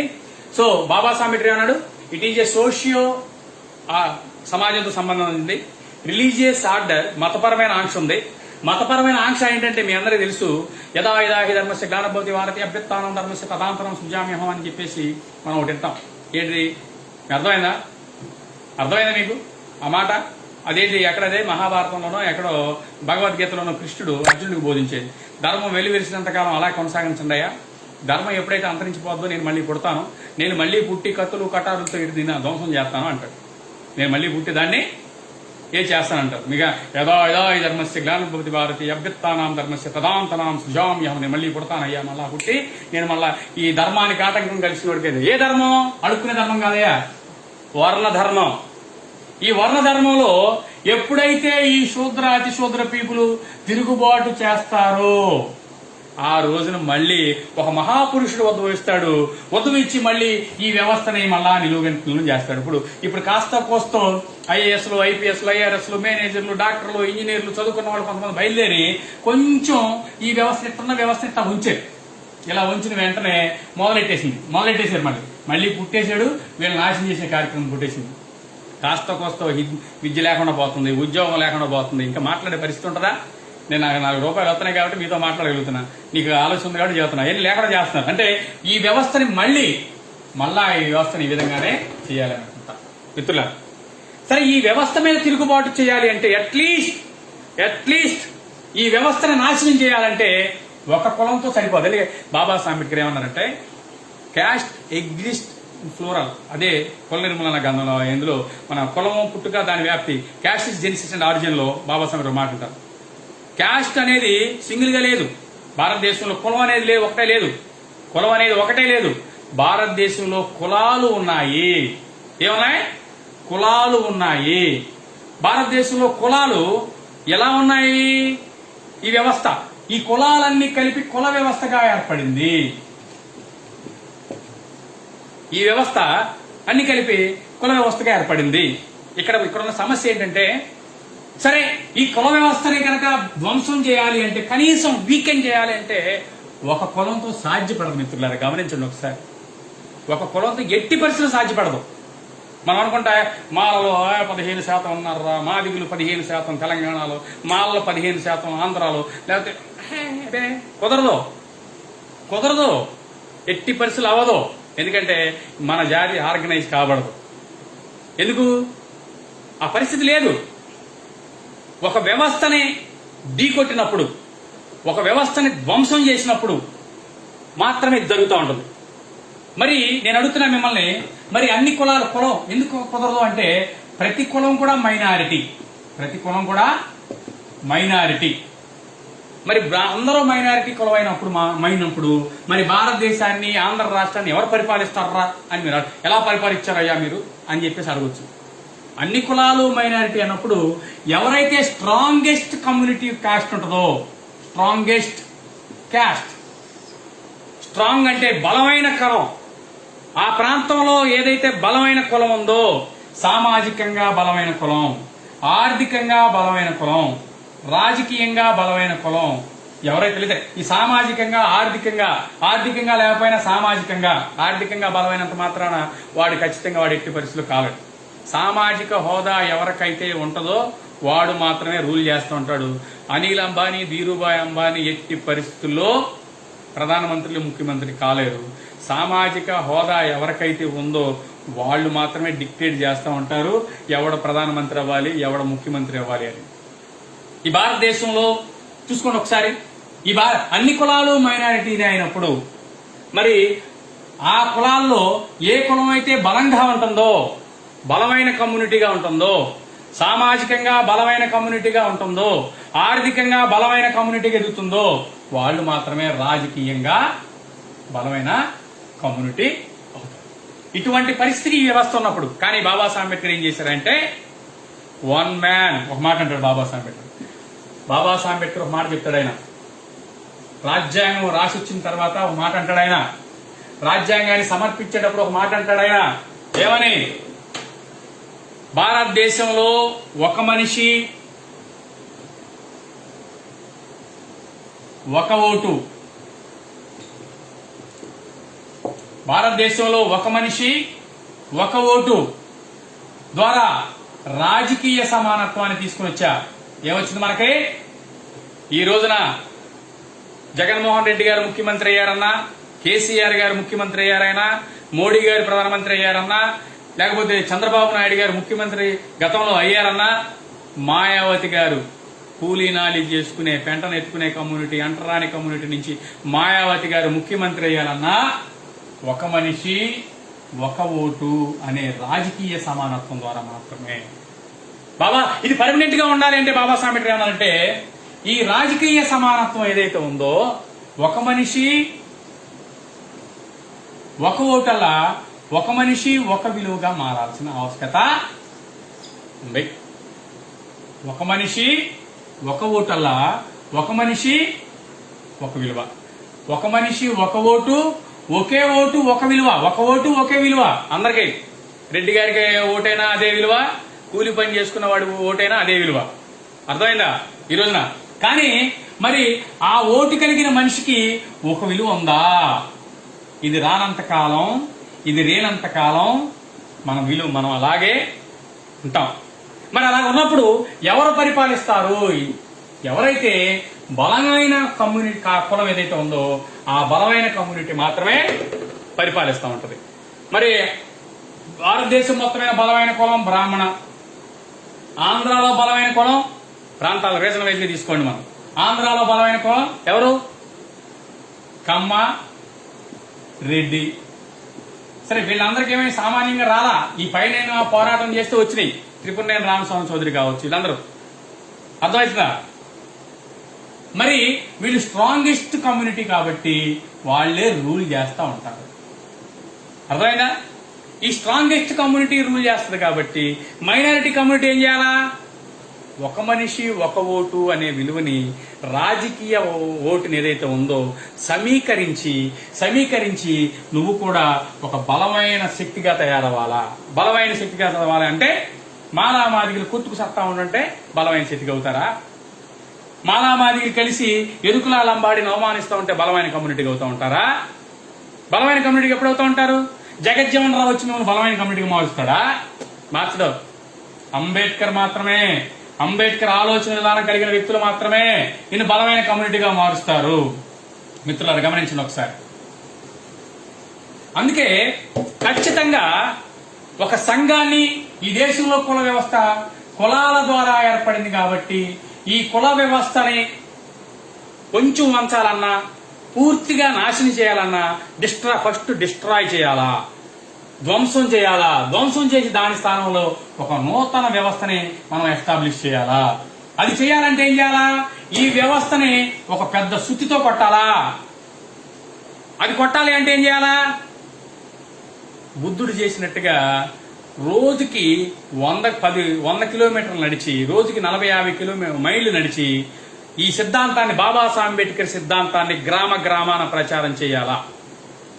నేను ఎందుకు గ్రామానికి తిరుగుతున్నాను, సునీల్ కుమార్ గారు ఎందుకు గ్రామానికి తిరగాలని సూచించారు అంటే, గ్రామానికి తిరిగి ఆ బుర్రలో ఉన్న బూజు పట్టిన ఆలోచనని మార్చండి అయ్యా అన్నారు. అర్థమైందా సునీల్ కుమార్ గారు? అందుకు నేను తిరుగుతున్నా. ఇంటింటికి గ్రామానికి తిరగాలని అవసరం ఎందుకు తిరగాల? తిరగకుండా ఇంట్లో కూర్చుని కాసేపు పద్యాలు పల్లిస్తే అవదో. ఖచ్చితంగా ఈ వ్యవస్థ అసహించుకుంటుంది మనల్ని. ఈ వ్యవస్థ ద్వారా అవమానానికి గురవుతున్నాం మనల్ని. ఈ వ్యవస్థ ద్వారా హక్కులు నిరాకరించబడుతున్నాం.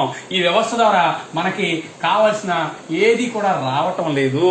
కాబట్టి మనం ఇవన్నీ పొందాలి. కనీసం ఇంట్లో కొంతన్న శాతం అన్నా పొందాలి అంటే ఈ వ్యవస్థ మీద తిరుగుబాటు చేయాలా, వ్యక్తుల మీద కాదు. మిత్రులారా, వ్యక్తుల మీద తిరుగుబాటు చేస్తే ఏమీ కాదు, వ్యవస్థ మీద తిరుగుబాటు చేయాలా. వ్యవస్థ మీద తిరుగుబాటు చేయాలంటే ఒక కులం చేస్తే సాధ్యపడదు. ఎందుకు? ఒక కులం బయలుదేరితే మిగిలిన కులాలన్నీ కలిపి వాళ్ళని ఏం చేస్తే ఓడించి పారేస్తాయి. మాదిగలందరూ కలిసి దళిత మహాసభ, కత్తి పద్మారావు గారు ఇంకా బతికే ఉన్నారు, తారకం గారు చనిపోయి ఉన్నారు పాపం. కత్తి పద్మారావు గారు ఒక గొప్ప ఉద్యమాన్ని తీసుకొచ్చారు ఆయన దళిత మహాసభ పేరుతో. దళిత మహాసభ వచ్చిన వెంటనే మీరు వర్గీకరణ తీసుకొచ్చేసి సింపుల్ గా వర్గీకరణ ఎవరు సమర్థించారయా అని చెప్పేసి మాట్లాడితే చాలా మంది ఏమంటారంటే వైఎస్ రాజశేఖర రెడ్డి గారు విమర్శించారు, వద్దన్నారండి, జగన్మోహన్ రెడ్డి, చంద్రబాబు నాయుడు గారు సమర్థించారన్నారు. మిత్రులారా గమనించండి, వ్యూ పాయింట్ తో ఆలోచించాలా. ఏ రోజైనా సరే మీరు ఆ విధంగా ఆలోచిస్తేనే మనం ఏదైనా చేయగలుగుతాం. వర్గీకరణ అనే ఉద్యమాన్ని సమర్థించిన వాళ్ళు చంద్రబాబు నాయుడు గారు ఏదైతే సమర్థించాడో, వర్గీకరణ అనే ఉద్యమాన్ని అదే స్థాయిలో వైఎస్ రాజశేఖర రెడ్డి గారు కూడా సమర్థించారు. లెటర్ కూడా పంపించారు. మొన్న ఈ మధ్య జగన్మోహన్ రెడ్డి గారు వర్గీకరణకు వ్యతిరేకమని మాట్లాడారు. కానీ గతంలో ఎలా జరిగింది? ఆ చేంజ్ మారుతూ ఉంటుంది, మార్పు వస్తూ ఉంటుంది. మార్పు కారణాలు కూడా ఉంటాయి. అవి కూడా మనం కూలంకషంగా అర్థం చేసుకోవాలి. ఓకే ఓకే ఓకే ఓకే వస్తుందా ఇప్పుడు? లేదండి, ఎలా ఉంది? బాగుందా?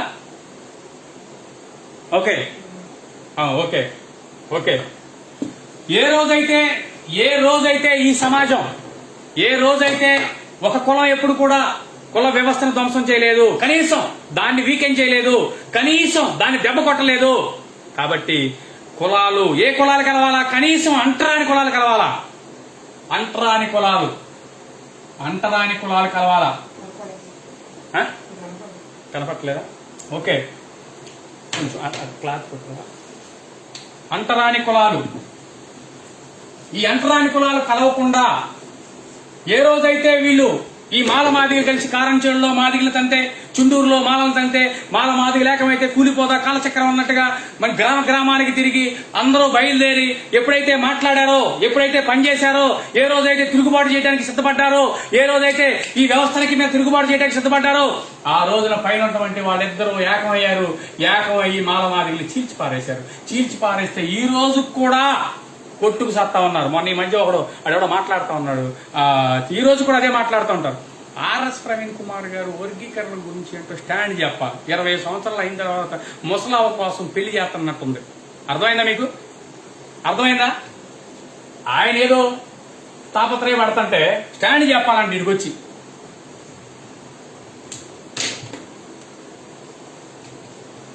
Okay, so my dear friend, ఏ రోజైతే వ్యవస్థ ధ్వంసం చేయాలా, ధ్వంసం ఖచ్చితంగా పర్ఫెక్ట్ గా మనం ధ్వంసం చేయాలా. సో మనం బీటెన్ చేయాలా. అందుకనే ఈ వ్యవస్థను ఎవరైతే వ్యవస్థను అయితే వీకెండ్ చేస్తా ప్రయత్నం చేస్తూ ఉంటాడో వాడిని ఖచ్చితంగా వాళ్ళు ఏం చేస్తారంటే ధ్వంసం చేస్తారు. వాడు కులం అంటే ఒక కులం బయలుదేరితే మిగిలిన కులాలన్నీ బెనిఫిషియరీ కమ్యూనిటీస్ అందరూ కలిసి ఈ కులాన్ని విడదీసి డివైడ్ అండ్ రూల్, దాన్ని ఏమంటారు? Divide and rule. ఇప్పటి వరకు కూడా జరిగింది అదే. ఈ రోజుకైనా మారండి మాదిగలు. ఇప్పటి వరకు జరిగింది అదే, డివైడ్ అండ్ రూల్. సో కాబట్టి ఈ దేశంలో అన్ని కులాలు మైనారిటీ అయినప్పుడు, మరి అన్ని కులాలు అల్పసంఖ్య చిన్న చిన్నగా ఉన్నప్పుడు ఎవరు భయం ఇస్తారంటే బలమైన కమ్యూనిటీ మాత్రమే, బలమైన క్యాస్ట్ మాత్రమే ఇచ్చేస్తాయి. కానీ బాబాసాహెబ్ అంబేద్కర్ ఓటు ద్వారా మనకి బలాన్ని ఇచ్చారు కాబట్టి ఆ ఓటుని ఒక ఆయుధంలా వాడుకుని మనం ఖచ్చితంగా మనం అందరం సమీకృతం కావాలా. సమీకృతం అయ్యి కనీసం 5 సంవత్సరాలకు ఒకసారైనా సమిష్టిగా ఒక అంటరానితనం నిర్మూలన కోసం మన ఓటుని వినియోగిద్దాం అని వేసుకుంటే మన కనీసం ఒకే అంటరానితనం, ఇంకేం వద్దు. నీ ఓటుని దేవుడికేస్తావరా అనగానే ఆడికేస్తాను ఈడికేస్తానని కాకుండా నువ్వు అసలు ఓడిపోయినా పర్లా, కానీ నా అంటరాంతరం నిర్మూలన కోసం ఓటు వేస్తానని నిర్ణయం చేసుకుంటే నీకు ఖచ్చితంగా హక్కులు వస్తాయి మిత్రులారా. అదే బార్గెనింగ్ శక్తి, అదే ప్రెషర్ గ్రూప్ తయారవుతాం. ప్రెషర్ గ్రూప్ కావటం అంటే ఏంటి? మనం అందరూ సమీకరించబడినప్పుడు ఒకే కులంలో ఉన్న వ్యక్తులందరూ సమీకరించబడాలా, అలాగే ఒకే బాధలను పడుతున్న అటువంటి అంటరాని కులాలన్నీ కూడా సమీకరించబడాలా, అణగారిన కులాలన్నీ కూడా సమీకరించబడాలా. ఈ సమీకరించబడుతున్న క్రమంలో 25% షెడ్యూల్ క్యాస్ట్లు, 8% షెడ్యూల్ ట్రైబులు ఉంటే కనీసం ఇందులో 50% అన్నా అయితే దగ్గర అంతేనా రాజా? 15%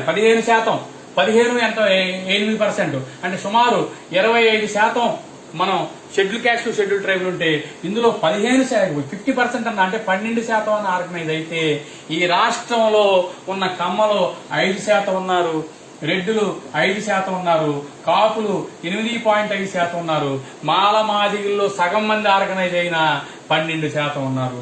ఎవరు బలమైన కమ్యూనిటీ అవుద్ది? సంఖ్యాబలం. ఎవరు సంఖ్యాబలం అవుద్ది? This is an organisation with vote. Babasaheb Ambedkar ఏం చేశారంటే తన మేధస్సుతో, తనకున్నటువంటి శక్తితో ఒక వ్యవస్థని ధ్వంసం చేయడం కోసం ఇక రాజకీయమైన హక్కును తీసుకొచ్చి ఈ వ్యవస్థ మీద తిరుగుబాటు చేయడానికి నువ్వేం చేయాలరా అంటే కనీసం అంటరాని వాళ్ళన్న షెడ్యూల్ క్యాస్ట్ ఫెడరేషన్ అని పెట్టి చేస్తే మీరు ఒక్కొక్క సన్నాసి బయలుదేరి కులాలు విడిపోవాలి, కులాలు కులాలు కులాలు కులాన్ని కొట్టు చేస్తున్నారే. కులం అంటే ఏంటి మిత్రులారా? మీరు ఒకసారి గమనించండి. కులాలు మాలమాదిగా కొట్టు చేస్తా ఉంటారు. వీళ్ళు బాబు వీళ్ళ తాతను సంపాదించిందా? అదేమన్నా షెడ్యూల్డ్ క్యాస్ట్. షెడ్యూల్ అంటే జాబితా 1, 2, 3, 4 అలాగా 1500 కులాలు. క్యాస్ట్స్ కులాలు, జాబితాలో చేర్చబడిన కులాలు. ఏంటంటే జాబితాలో ఎవరిని చేర్చారు? వీడు ఎవడైతే బ్రాహ్మణుడు, వీడి హక్కులు ఎవరైతే నిరాకరించాడో వాడు, వీడికి పెళ్లిళ్ళకి తద్దినాలని ఇంటికి ఎవడైతే రాడు, ఎవడైతే మాంసం దున్నపోతు మాంసం ఆవు మాంసం తింటాడో వాడు, వాడిని పెంట నిప్పుతాడో వాడు అని ఒక దగ్గర 12 పాయింట్లు ఉన్నాయి. అది మీరు చదవండి, వాల్యూమ్ నెంబర్ 9. బాబాసాహెబ్ వాటి గాంధీ అన్టచబుల్స్ అస్పృశ్యులు ఎవరు అనే పుస్తకంలో volume number 7 or volume number 9 అది వాల్యూమ్ నెంబర్ 5 అది సోషియో పొలిటికల్ చక్కగా ఉపయోగపడుతుంది. బాబాసాహెబ్ అంబేద్కర్ రచన గ్రంథాల్లో వాల్యూమ్ నెంబర్ 5 సోషియో రిలీజియస్ అనేది అది చదివినా చాలు. ఆ ఒక్క గ్రంథం చదివినా చాలు, మీరు జీవితంలో ఏదైనా చేస్తారు, దేనైనా ఈజీగా అర్థం చేసుకోగలుగుతారు. మీరు దాన్ని వ్యూ పాయింట్ అంటారు. అంటే ఒక వ్యూ అంటే దాన్ని ఏమంటారంటే సూక్ష్మ కోణంలో దుర్కోణంలో చూడాలా. అది షెడ్యూల్డ్ క్యాస్ట్. ఈ షెడ్యూల్డ్ క్యాస్ట్లు అందరూ కలిసి ఉండాలరా బాబు అంటే 20 సంవత్సరాల నుంచి కట్టు చచ్చిపోతున్నారు. కనీసం ఇప్పుడైనా పనిచేయండి. గొప్ప గొప్ప నాయకులు, మంచి వాళ్ళు మన జాతి కోసం ముందుకు రావడం జరిగింది. ఇటువంటి వాతావరణం మళ్ళీ అవకాశం రాదు. దయచేసి ఒక చోట ఒక నాయకుడు ముందుకు వస్తే ఆ నాయకుడిని సమర్థించడం అనేది అలవాటు చేసుకోండి. అంతే తప్ప విమర్శించి వాడిని ఏదో బొంద దొక్కించాలి, దుంపనాశం చేయాలని ప్రయత్నం చేయడం మాత్రం చేయదు మిత్రులారా. సో ఈ రోజున మనం ఈ దేశంలో ఒక వ్యవస్థ ఉంది, సమాజం. సంఘం ఎందుకు కావాలా? సంఘం ఎందుకు కావాలా? సంఘం దేనికోసం కావాలి అంటే మనం ఒక సమాజాన్ని, నూతన సమాజాన్ని నిర్మించడం కోసం. దేనికోసం? నూతన సమాజాన్ని నిర్మించడం కోసం. ఎందుకు నూతన సమాజాన్ని నిర్మించాలా? ఎందుకు నిర్మించాలంటే ఈ సమాజంలో అప్పర్ క్యాస్టు, లోయర్ క్యాస్టు, ఈ సమాజంలో అవమానం, అసహ్యం, ఈ సమాజంలో హక్కుల నిరాకరణ ఈ సమాజంలో ఇంకా చాలా, ఇక ఏదైతే రుగ్మతలు ఉన్నాయి, అంటరానితనం, ఇవన్నీ కూడా ఈ సమాజంలో ఉన్నాయి. కాబట్టి ఈ సమాజాన్ని మనం మనం మనం మన లైఫ్ టైంలో మనం దాన్ని బాబాసాహెబ్ అంబేద్కర్ లైఫ్ టైంలోనే ఏం చేయలేకపోయారు. కానీ మనమన్న కనీసం ఈ సమాజాన్ని మనం ధ్వంసం చేయలేకపోయినప్పటికీ కనీసం దాని మీద ఒక దాడి చేయాలా. సో అది చేయాలి. అది చేయటానికి కోసమే మనం ఇచ్చేయాలి. అందుకు సంఘం కావాలి. అందుకు ఎవరు కావాలా? సంఘం కావాలి. సంఘం లేకుండా, సంఘం అంటే ఇప్పుడు మీకు అర్థమైంది కదా, సంఘం దేనికోసం? ఒక ordinary people do the ordinary things, extraordinary people do the extraordinary things. But when ordinary people start doing extraordinary things, then revolution will took place. మీరు సాధ్యపడ చూడండి ఒకసారి. ఈ రాష్ట్రంలో ఉన్న మాళ్ళందరూ సునీల్ కుమార్ గారి నాయకత్వంలో సమీకరించబడి ఈ రాష్ట్రంలో ఉన్నటువంటి మిగిలిన మాదిగా అనగారిన కులాలందరూ ఫాలో అయితే ఖచ్చితంగా ఇట్ విల్ ఎక్స్ట్రాఆర్డినరీ థింగ్స్. దళితవాడ పంచాయతీ వస్తుంది.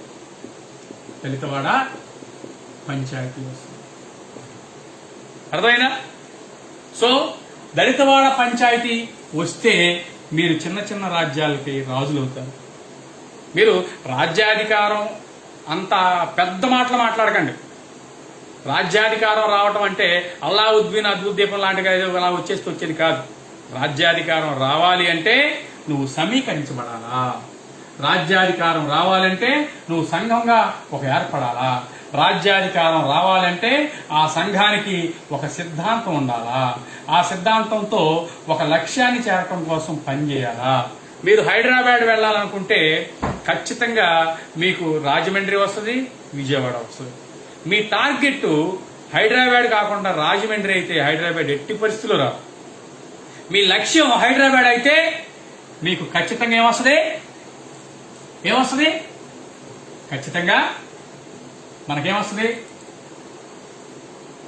రాజమండ్రి వస్తుంది. మీ లక్ష్యం సమాజాన్ని బీట్ చేయాలరా, సమాజాన్ని ధ్వంసం చేయాలరా అని పనిచేస్తే కనీసం నీకు దళితవాడ పంచాయతీ వస్తుంది. It is the immediate objective. దళితవాడ పంచాయతీ. దళితవాడ పంచాయతీ వస్తే ఆ తర్వాత నెక్స్ట్ స్టెప్ ఏమొస్తుంది? కనీసం నువ్వు బార్గెన్ చేసుకునే శక్తి వస్తుంది. బార్గెన్ చేసే శక్తి వచ్చిన తర్వాత ఏమొస్తుంది? మొన్నే మాట్లాడుకున్నావు. నువ్వేమవుతావు? గవర్నింగ్కి వెళ్ళే అవకాశం వస్తుంది. అంటే గవర్నింగ్ లో కూడా ఇందులో మనం రాజకీయ అధికారం, రాజ్యాధికారం, ఈ రాజ్యాధికారం అంతా వచ్చిన తర్వాత సామాజిక సమున్నత మార్పు, ఇదంతా పైన ఉంటది. ఇది ఎప్పుడంటే మన పిల్లలకి మన తర్వాత అంటే ఒక 4-5-6 జనరేషన్స్ అయితే తప్ప సాధ్యపడవు. కానీ కాంశీరామ్ గారు రుజువు చేశాడు, రాజ్యాధికారాన్ని రుజువు చేశాడు. ఆయన రాజకీయ అధికారాన్ని కూడా రుజువు చేశారు. ఎవరు? ఇప్పుడు జగన్మోహన్ రెడ్డి గారు, చంద్రబాబు నాయుడు గారు, లేకపోతే పవన్ కళ్యాణ్ గారు, వీళ్ళందరినీ గమనించినట్లయితే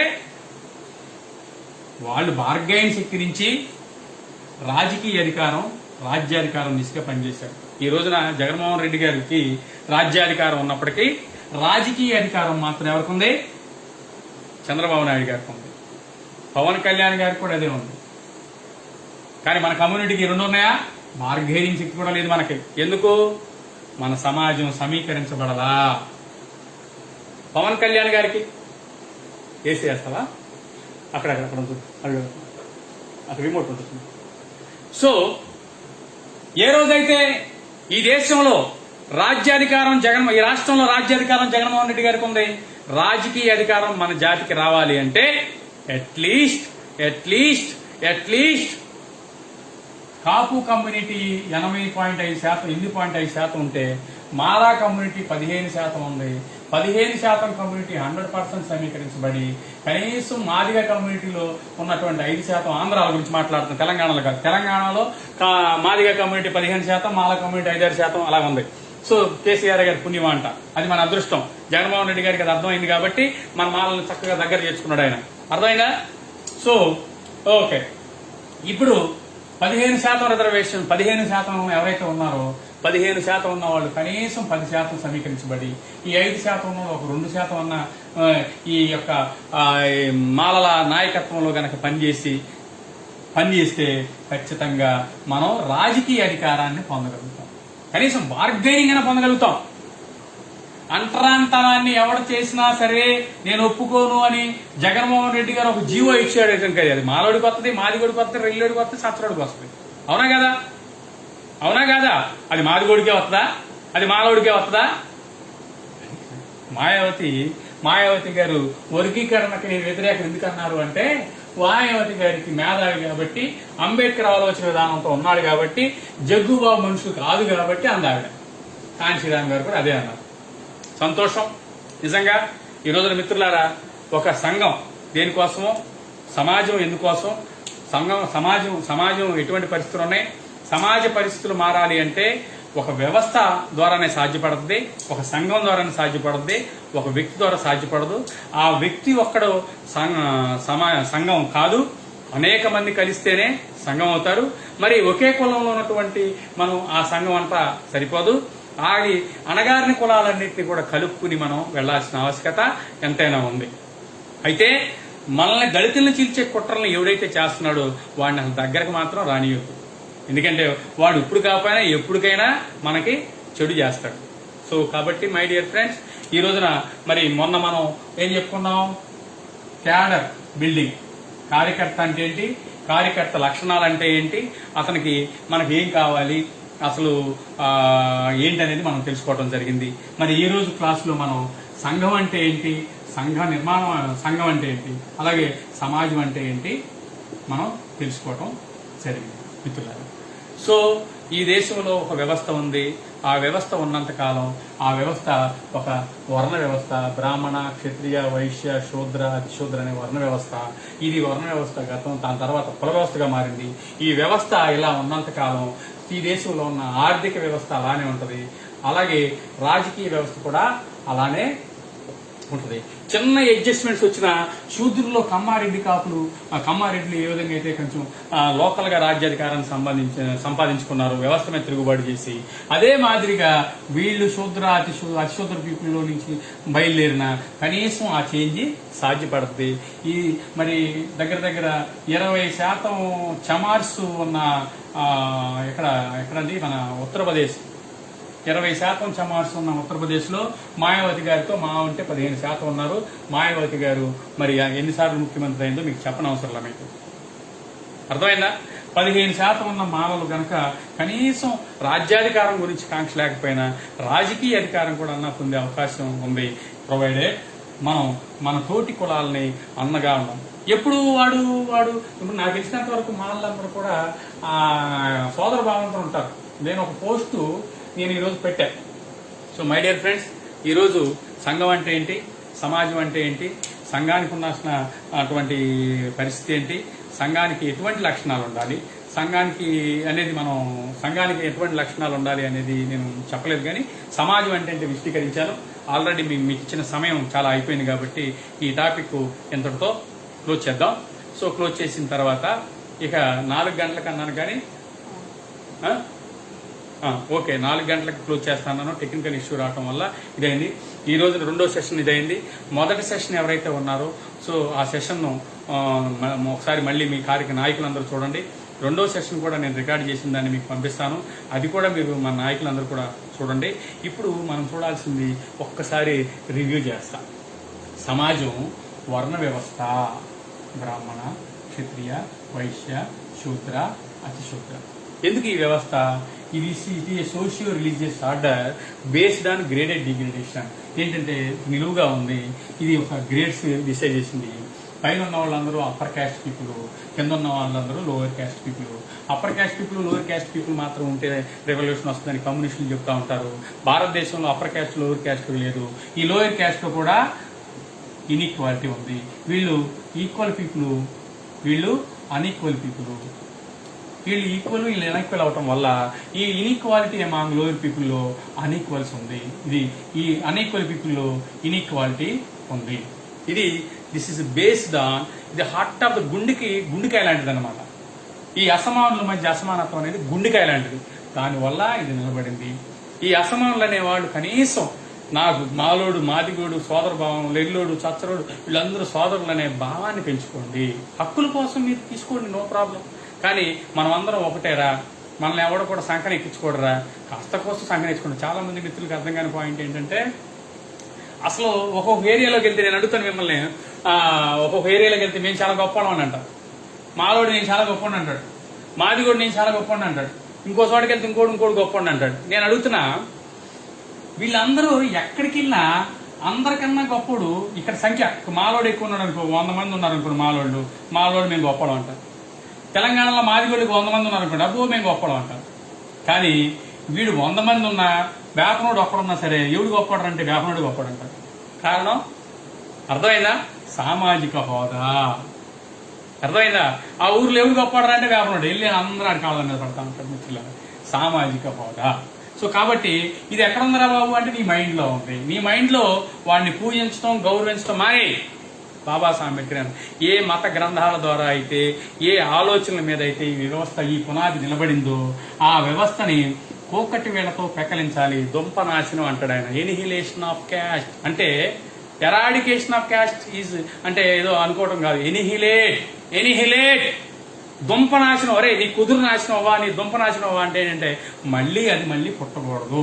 అందుకే ఈ కులం అనేది భారతదేశంలో ఎక్కడికి వెళ్ళినా, ప్రపంచంలో ఎక్కడికి వెళ్ళినా ఈ కులం ప్రభావం కనపడుతూ ఉంటుంది. మొన్న ఈ మధ్య సిస్కోలోనూ ఎక్కడ రాజా అమెరికాలో అక్కడెక్కడ కూడా ఈ కులం యొక్క వాసనలు కనపడి, మళ్ళీ ఎన్ఐటీలో, ఐఐటీలో కూడా ఈ కులం వాసనలు కనపడి, మీరు ఎక్కడికి వెళ్ళినా వెళ్ళండి. ఎందుకు లేడని సందేహం ఉండదు, ఎందుకు సందేహం అన్నట్టు ఈ కులం ఉన్నంత కాలం అవమానం, అసమానత్వం కొనసాగుతూ ఉంటుంది. కాబట్టి కులాన్ని మనం పూర్తిగా నాశనం చేయలేం. కాబట్టి చిన్న అడ్జస్ట్మెంట్లు మనం చేయగలుగుతాం. కాబట్టి ఖచ్చితంగా దీన్ని ధ్వంసం చేసే కార్యక్రమం చేయాలి.